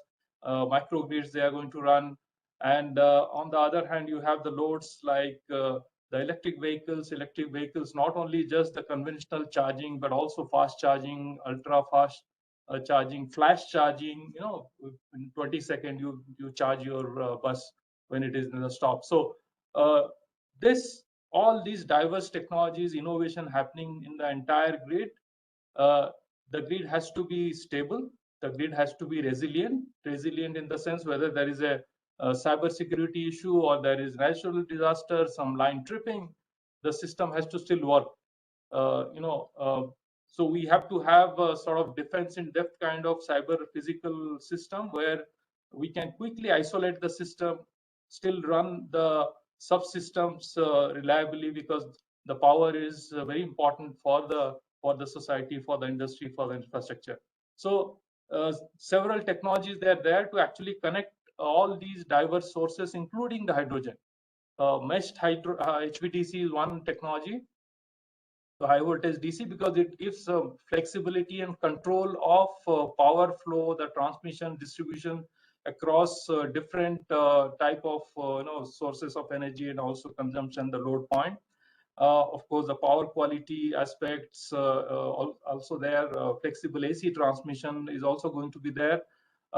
So from technology point of view, we have to plug in the hydrogen power in this system, and also ensure that it coexists with the entire grid. And I'll give one example. What as Hitachi Energy we have done is the world's first meshed HVDC we have installed. So here actually it is connecting 4 points. Normally HVDC, they are point to point. In India, of course, we are the first in the world's first multi-terminal HVDC also there in India by us. That's Northeast Agra line. where we have intermittent point where the power is also getting fed from other sources.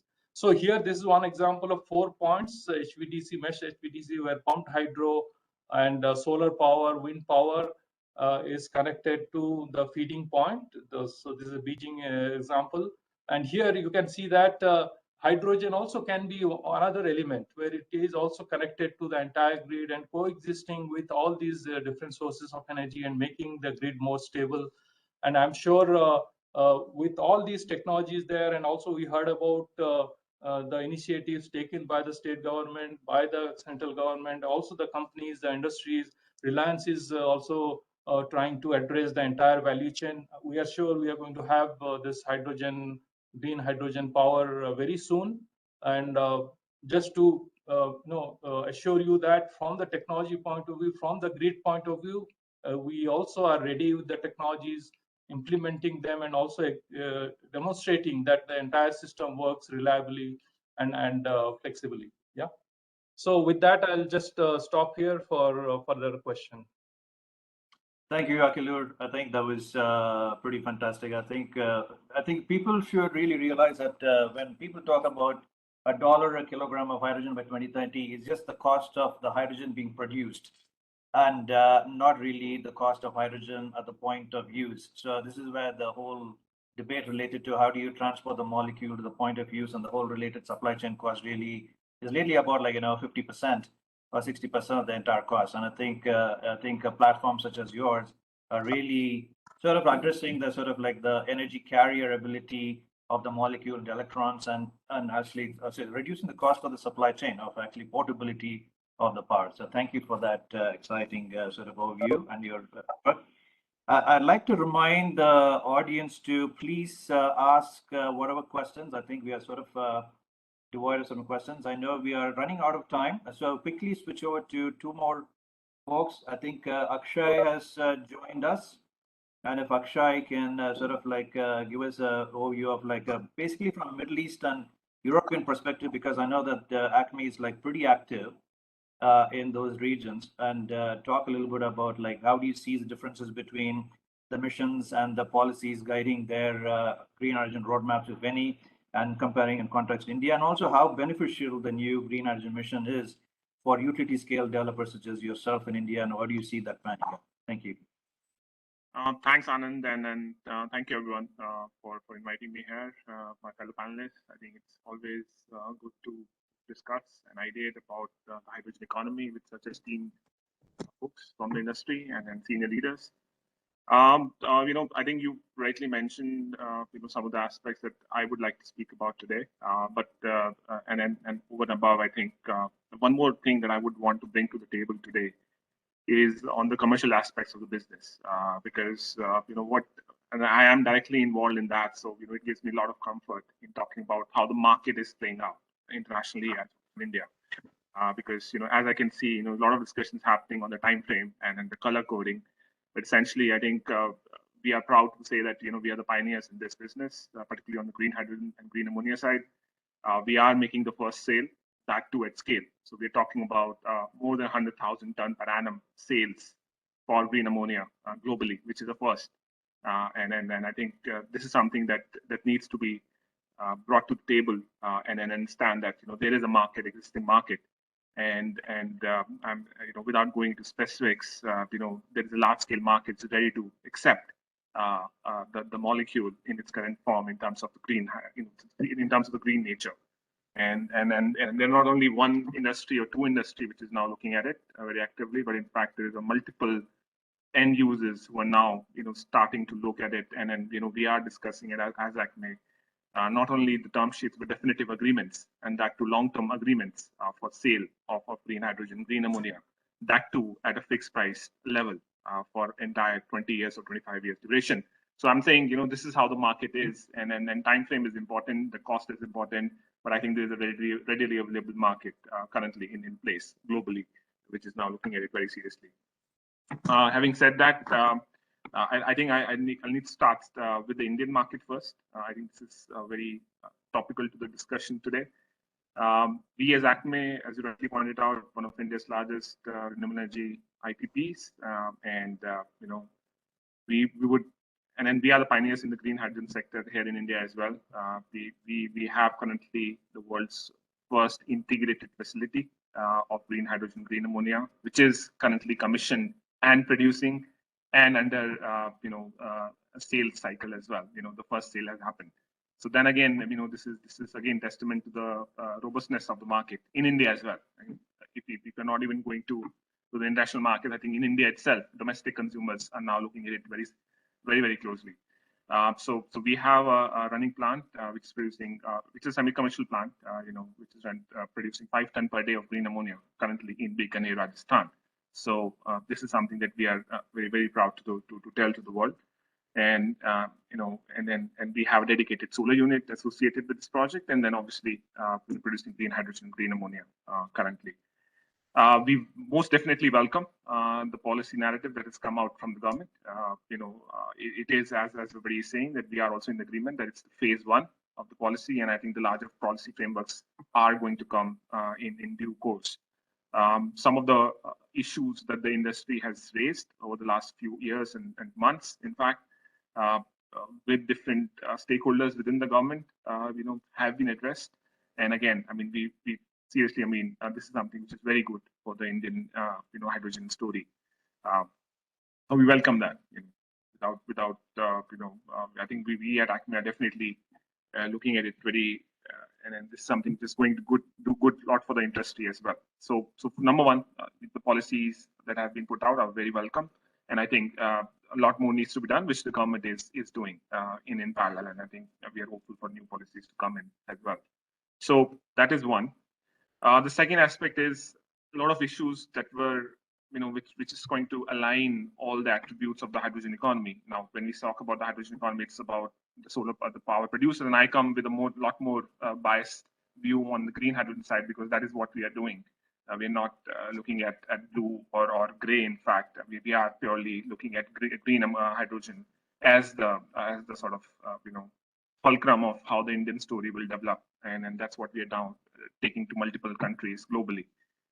So I come with a very biased view on this. So please, take some liberties around that. That green hydrogen for us is the most clearly the way forward, and the policy seems to address that. There is an aspect of transmission and distribution charges, plus the wheeling and all those aspects which have been talked about previously have been addressed in this policy. Definitely, it gives the right platform for us to look at. So that policy is quite good. We are working with the government on making it more robust in terms of making it even more cost effective going forward. Currently, if we speak, the hydrogen prices, the conventional hydrogen prices, which we are talking about the green hydrogen economy, somewhere around $3 to $4 to a kilogram. If we take all those bigger calculations in mind, there is scope for further reduction in prices, definitely. And if the right policies come in, definitely it will happen, and then it will give more robustness to the market going forward. So I think one part is the policy, the other is on creating the right infrastructure, and some of those aspects again have been addressed in the policy around the bunkering of green ammonia, the ports infrastructure that the government has talked about, which is quite essential, because if we talk about the Indian hydrogen story, one part is definitely addressing the domestic market, and that's wherein the mandates will come in big time. But then there is another story, which is how India plays out as a global leader in this industry, and there is a huge potential for India to play that role as well.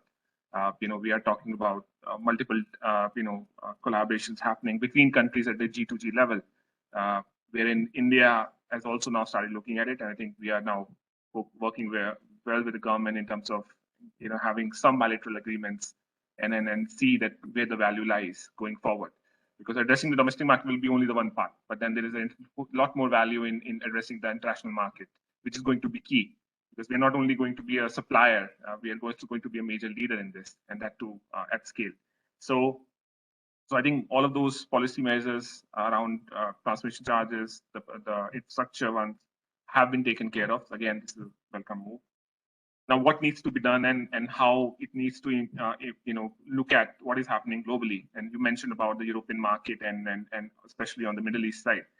Now, the hydrogen economy is generally been christened into two different spheres. One is purely on the supplier side, or the production countries, the countries which are going to be the major producers of green hydrogen and ammonia, and the countries which are going to be the end users specifically. I mean, this is how the general division has happened in the overall scheme of things, wherein you have countries like in the Far East, Japan, South Korea, and largely the European region.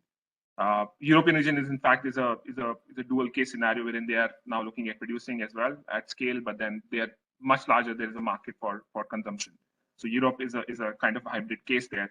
But then Japan, South Korea clearly are the leaders in this in terms of consumers, whereas the other regions which are traditionally being seen as are going to be the major producers, like the Middle East countries like Australia, countries like some of the regions in Northern Africa and South America, which has very good solar potential or renewable energy potential for that matter, which is going to impact the cost of production of green hydrogen, what we call as LCOH, which is levelized cost of hydrogen.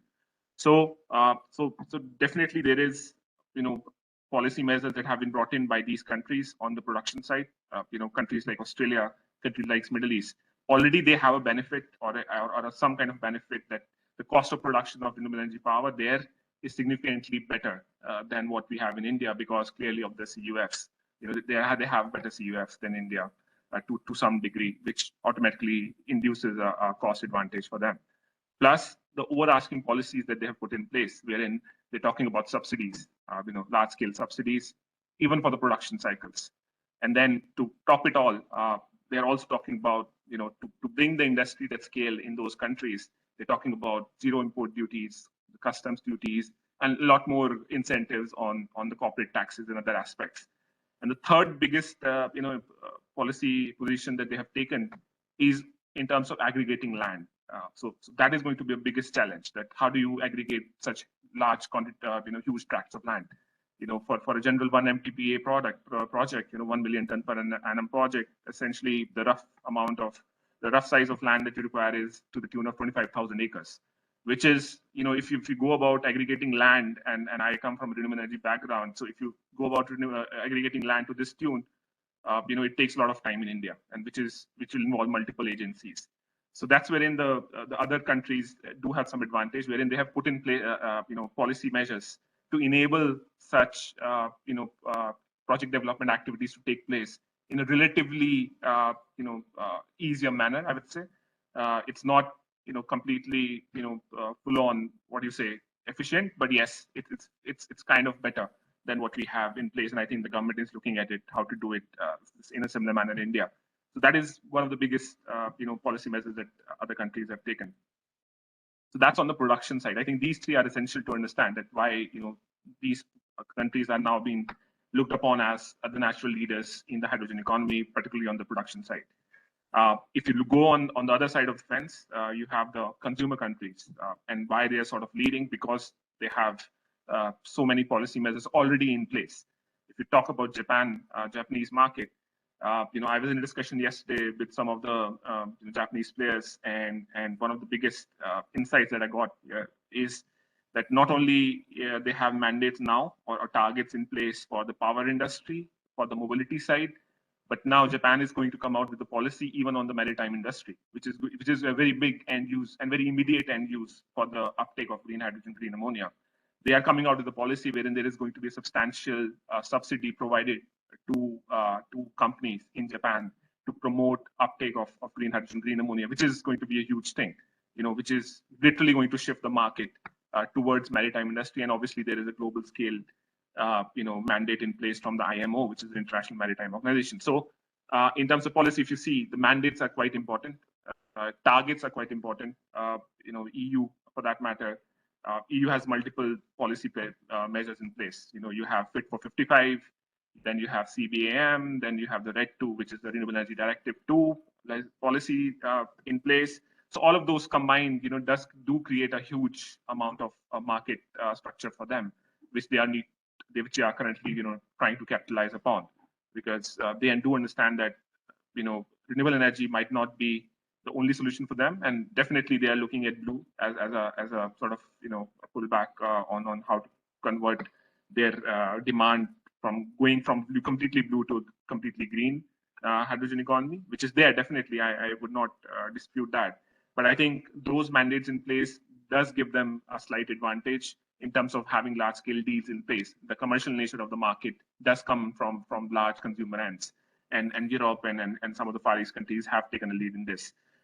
So combine all of these, and then the individual countries have the hydrogen strategies in place, which does talk about the size of the market in terms of the electrolyzers, the kind of projects that they would want to bring in, and how what are the timelines associated with that. I think if you work backwards towards those timelines, and India also has now announced the net zero, but I think having a specific target in place for green hydrogen strategies is going to be important. I think this is going to come about in the next few months from the Indian government as well. So combine all of these. I think the point I'm trying to make here is that there is need to make policy enablement not only from a consumer standpoint or from a production standpoint, but also in terms of capturing how India can capture some of the international market play as well, wherein there's a lot of things happening between a G2G level.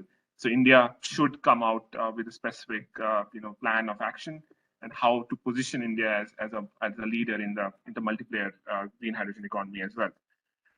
So that was on the policy side, and I'll just complete myself because I think a lot has been spoken already, so I would not take much time, but just give me last 2 minutes. The nature of the market, I would say. So we have one last speaker, Akshay. I think we just have like 6 more minutes left. Yeah, so I'll just complete in 1 minute then. The nature of the market is important to note. As I initially mentioned that we have now large deals in place as ACME. I think similarly, a lot of projects are being now looked at as a commercial venture. A lot of deals are happening, and this is not similar to how the conventional ammonia market has been for the last 25, 30 years, wherein there has been a spot-based market mechanism in play.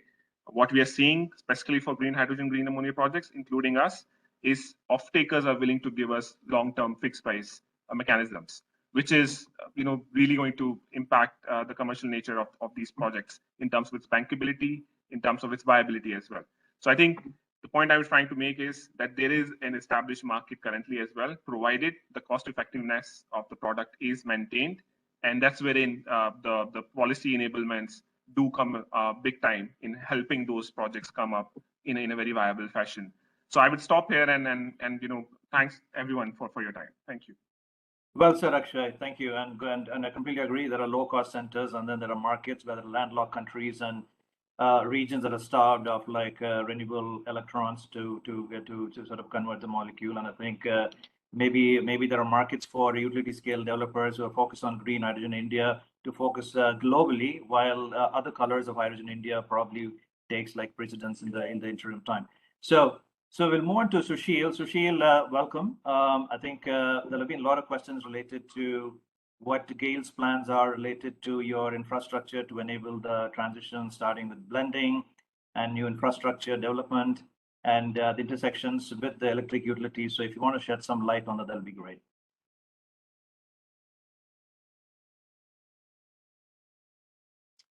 Hello, Sushil.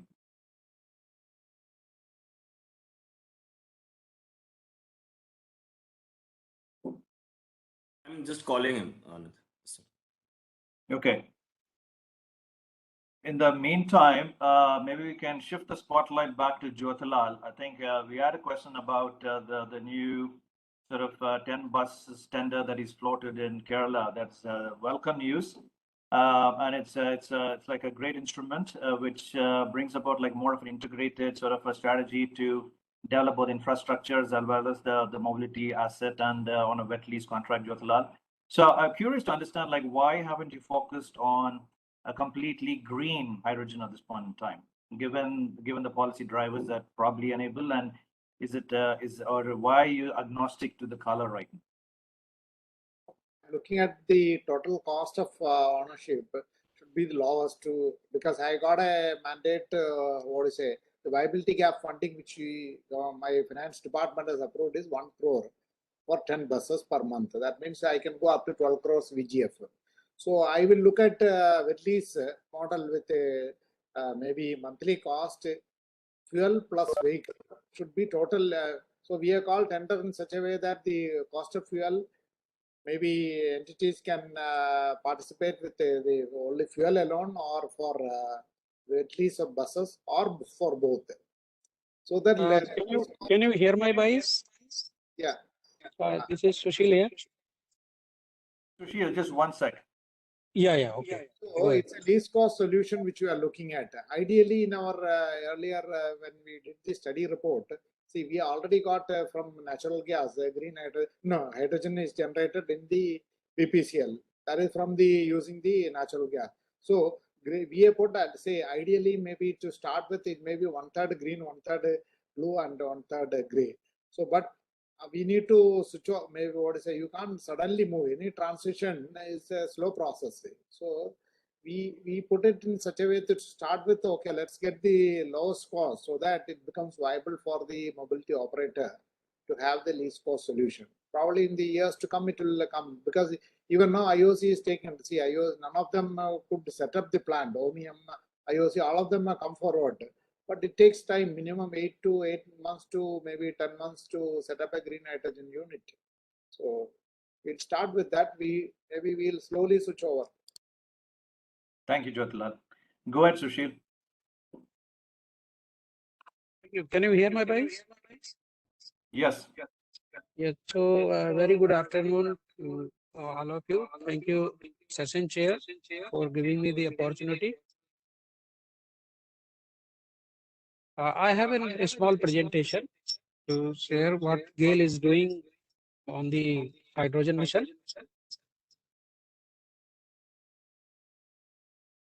So most of the thing has already been covered by the previous speaker.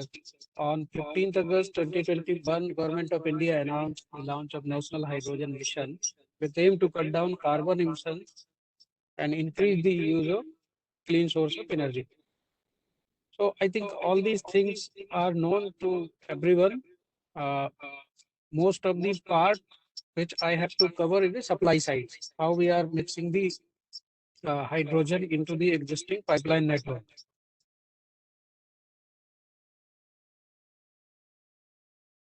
So GAIL has decided to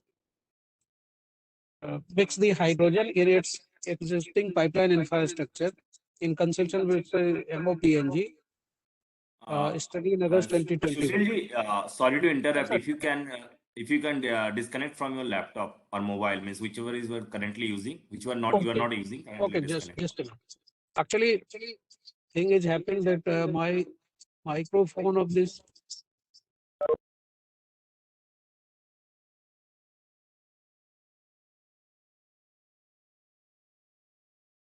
Hello, can you hear me? Just a moment. Okay.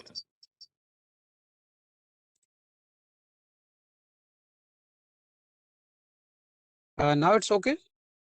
Yeah, now it's okay. Thank you. Yeah, thank you. So we have decided to mix the hydrogen in our existing pipeline in the 5 cities of India, where GAIL or its JV partners have existing pipeline network.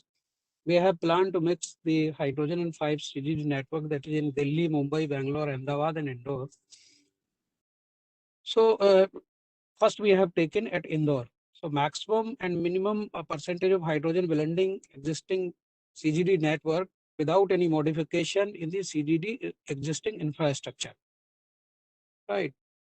So based on the CGD network, we have done this study classification considering for the blending in CGD network, as it may be used as fuel, maybe raw material based on the infrastructure, pipeline, compressor, and measuring equipment. Because of the nature of the existing infrastructure, these things we have considered. And as a physical properties, naturally occurring natural gas, which is basically a gas mixture, colorless, odorless, and explosive lighter than the air. At standard condition, however, hydrogen is a gas of diatomic molecules. It is colorless, odorless, tasteless, non-toxic, highly combustible, lightest and smallest element. Corrosive properties, for in natural gas, it is a non-corrosive. However, diffusible hydrogen may cause embrittlement in materials such as steel and copper. So, we have decided that let us use the very less portion of steel network, and most of the part it should go through the existing MDP pipeline, so which are the part basically the CGD companies on. Its flame color, in the case of natural gas, it is visible, but in case of the this hydrogen, it's pale, almost invisible flame. So making hydrogen fast difficult to see. That is one of the challenge. After the combustion, natural gas clean one, so it is combustion doesn't produce solid particle or sulfur. Combustion of hydrogen does not produce any carbon. So that is why it is more safer and more cleaner for the perspective of the environment. These are basically little comparison. Ignition point, natural gas has 564 degrees Celsius. However, in case of hydrogen, it is 535. These are basically few physical properties of the gases. So assessment of hydrogen service, we have done. The partial pressure is extremely important to assess the impact of gases in gas mixture. Partial pressure is in the pressure extended by a gas. The sum of partial pressure of all the gases in the mixture equals to the total pressure. So basically, these are the some scientific studies that we are doing, and considering the ASME B31.12 hydrogen piping in pipeline for qualifying a pipeline as a hydrogen service pipeline, blended natural gas and hydrogen mixture should be 90% and 10% ratio, 90:10. As per the practice in vogue in industry, to qualify the pipeline system as hydrogen service, the partial pressure of hydrogen in gas mixture shall be more than 100 psi. So for doing this small scale project, we have taken our Indore GA geographical area, which owned by the Avantika Gas Limited. We have developed a small facility at its city gate station to mix the hydrogen. So initially, we are blending hydrogen in the natural gas pipeline to 30% of the volume, considering the existing system components. PNGRB has provided a go-ahead for pilot project at CGS Indore. We have also obtained PESO permission for blending hydrogen from 1% to 2% by volume, progressively a trial period for the 4 months. Hydrogen blending project was inaugurated on 31st January 22. Overview of the project. We are supplying at the city gate station of Avantika Gas through a pressure reducing skid. At downstream of the customer pressure is maintained at 19 kg per centimeter square. Consumer means a city gas distribution company, that is AGL. So we are mixing at 19 kg. So we were having a 750 of square meter available land there, and this CGD is our customer, which will use the natural gas by mixing it in CNG and PNG form, and few of the industry. CNG means compressed natural gas for transport sector, PNG pipe natural gas for industrial, commercial and domestic customers. So this is basically our pipeline infrastructure. This is line is coming from Jhabua and going to Khera through Jagoti. A tap off is taken for CGS Ijjon, CGS Devas, CGS Indore. So at the CGS Indore, 10-inch pipeline network is available. This is a small introduction of AGL's customer. They are having 61 commercial customer, 149 industrial and 45,000 domestic customers, and 40 number of CNG stations. So this gas mixed at Indore and will be supplied to all these customers. Right. So average gas flow is there 7,000 standard cubic meter per hour. We are mixing hydrogen 70 standard cubic meter per hour, or we can say 105 kg per day. Right. So by mixing this hydrogen, it will be supplied to the customers of Avantika Gas located in the Indore city and Ujjain. Right. So existing pipeline pressure was at 19 bar. So we have developed this facility by installing a small pressure reducing skid with control flow. So this is the basically it's on the we are bringing hydrogen into the cascades, and through a letdown and measuring skids, we are supplying gas, mixing gas basically into the existing network. You can see this diagram. We have a ratio controller which is maintaining the ratio through a flow control valve. We have a flow transmitter and pressure transmitter to control this, to maintain this ratio, right? So this is basically flow meter and pressure reducing the skid, and this is the diagram of the existing facility. This is the hydrogen mobile cascade, and this is the skids that we have additionally have installed there for managing this ratio, right? So this ends my presentation. Thank you. Any question, then I can take it. Hello. Can I request everyone to switch on their camera so that we can take a group picture?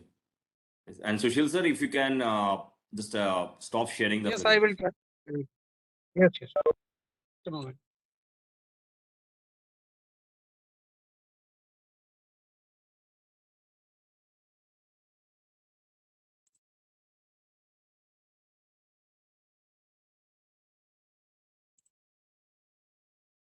Is it stopped? No, it's not stopped. There is an option for stop sharing in the top. If you put your cursor on the top, it will drop down will be there. You can stop sharing it.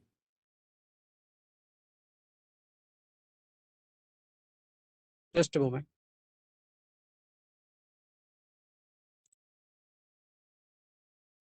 Can you stop from your place? Yeah, now it's stopped. Thank you. Yeah. Thank you. Thank you. If you can switch on your camera also.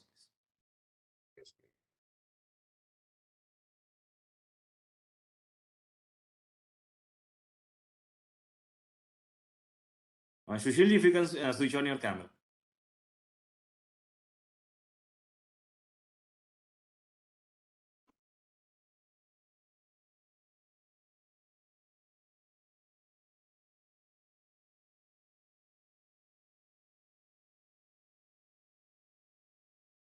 There is some issue. I am unable to switch on my camera. You can take on the pictures over there. I am sorry for that. Okay, no issues, no issues. It's everyone. Anand, you can take it. Thank you. Okay, thank you. Well, I think we've basically exceeded our time by 10 minutes. I don't want to keep folks waiting, but we've had some audience Q&A, which I can maybe pose. I think one of the key questions was related to what can we expect in the green hydrogen policy going forward, and I think Akshay sort of deliberated upon it a little bit. And I think the other question was related to the sort of challenges with respect to utilities and participating in this transition, and what type of utility models become more. I think Hitachi team addressed that. And a third question, which is Sushil, as a follow-up, I think people are asking about what is your role with respect to developing new infrastructure support blended hydrogen, and how is the cost being sort of passed on to the customers? For all any.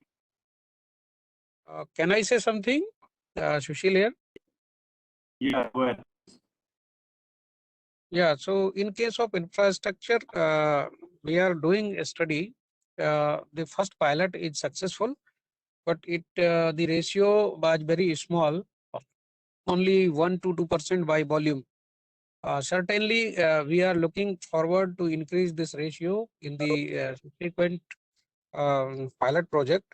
And especially we are facing little bit issues related to if we increase the volume, then how we can measure it, because it has little bit different properties in case of it is going to the domestic customers, whether it would support the existing diaphragm meters, which are of very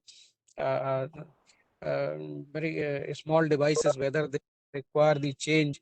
So we are also seeking the advice of technology partners and the research labs for all these things. However, there is no difference for measuring in case of the CNG liters in kg, because it is an absolute mass measurement, so there would not be any difficulty. But in case of volume, it may vary little bit.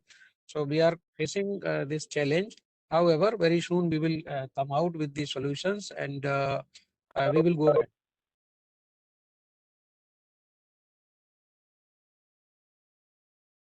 And at present, the gases we are carrying from the hydrogen by cascades. So this is not pure green one.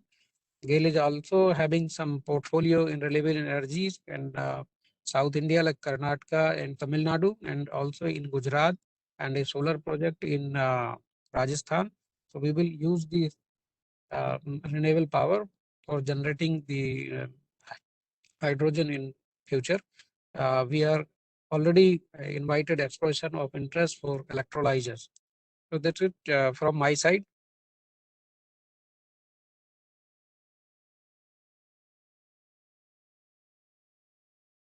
Anand, you are not audible, if you can.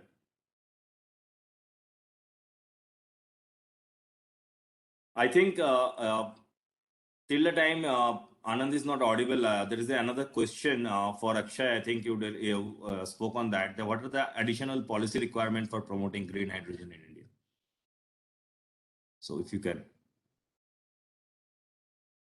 Yeah, I think as I had mentioned earlier, that if you look at the global, ecosystem of how the countries are looking at doing, promoting the hydrogen economies in their respective nations, clearly India has made the right move in terms of putting up some part of the policy measures. In terms of what could be the next phase of policy measures that might come in is definitely one aspect could be the mandates, wherein there is a specific requirement, which is going to be there from the industry, that unless there are mandates, then definitely, the market making argument might not fly. So for that matter, I think mandates are going to be key, and I think those are being closely looked at by the government. The other aspects could be around providing the enabling ecosystem in terms of, as I mentioned, the land. How would you address the land aggregation piece?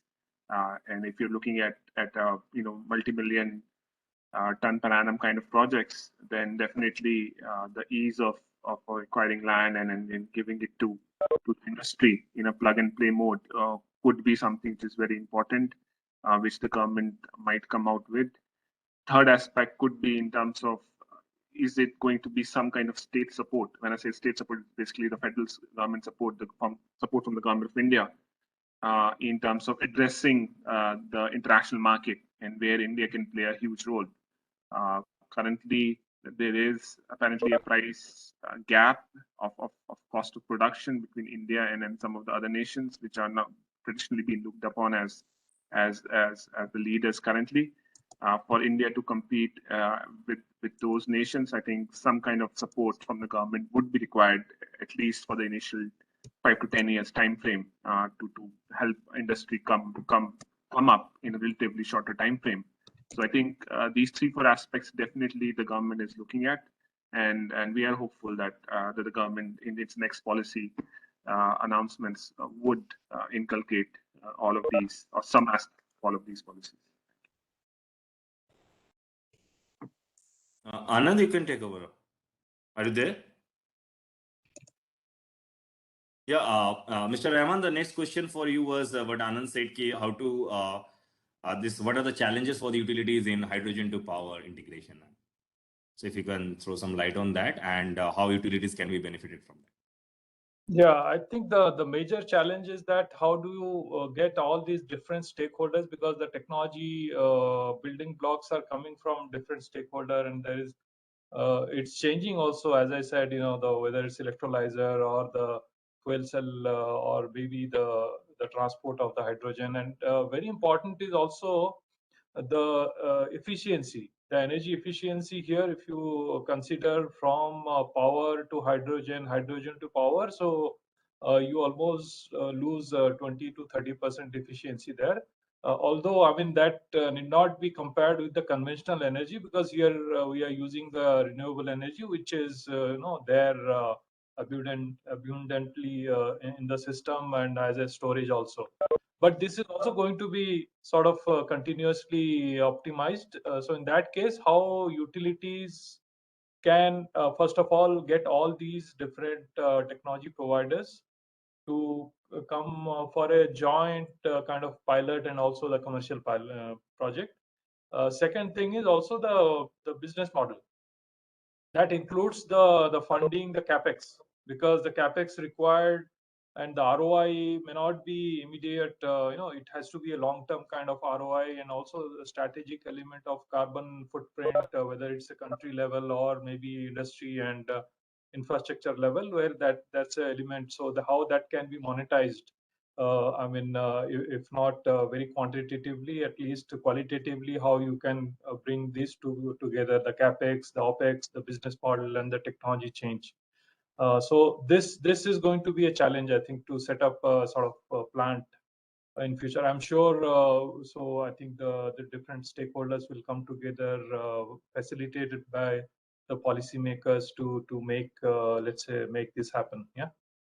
So compared to other energy systems, this is very complex in the sense there are so many different technologies here. Not just the electrical and power, but also the hydrogen and transport, business model innovation, the automation, the digitalization. So many things are there. Yeah, right. We have the grid need to be resilient, and also the infrastructure need to evolve to get into this. And thank you. We're already 20 minutes more than the allotted time. So thank you very much. Thank you very much, all the speakers, for such an insightful discussion. Thank you.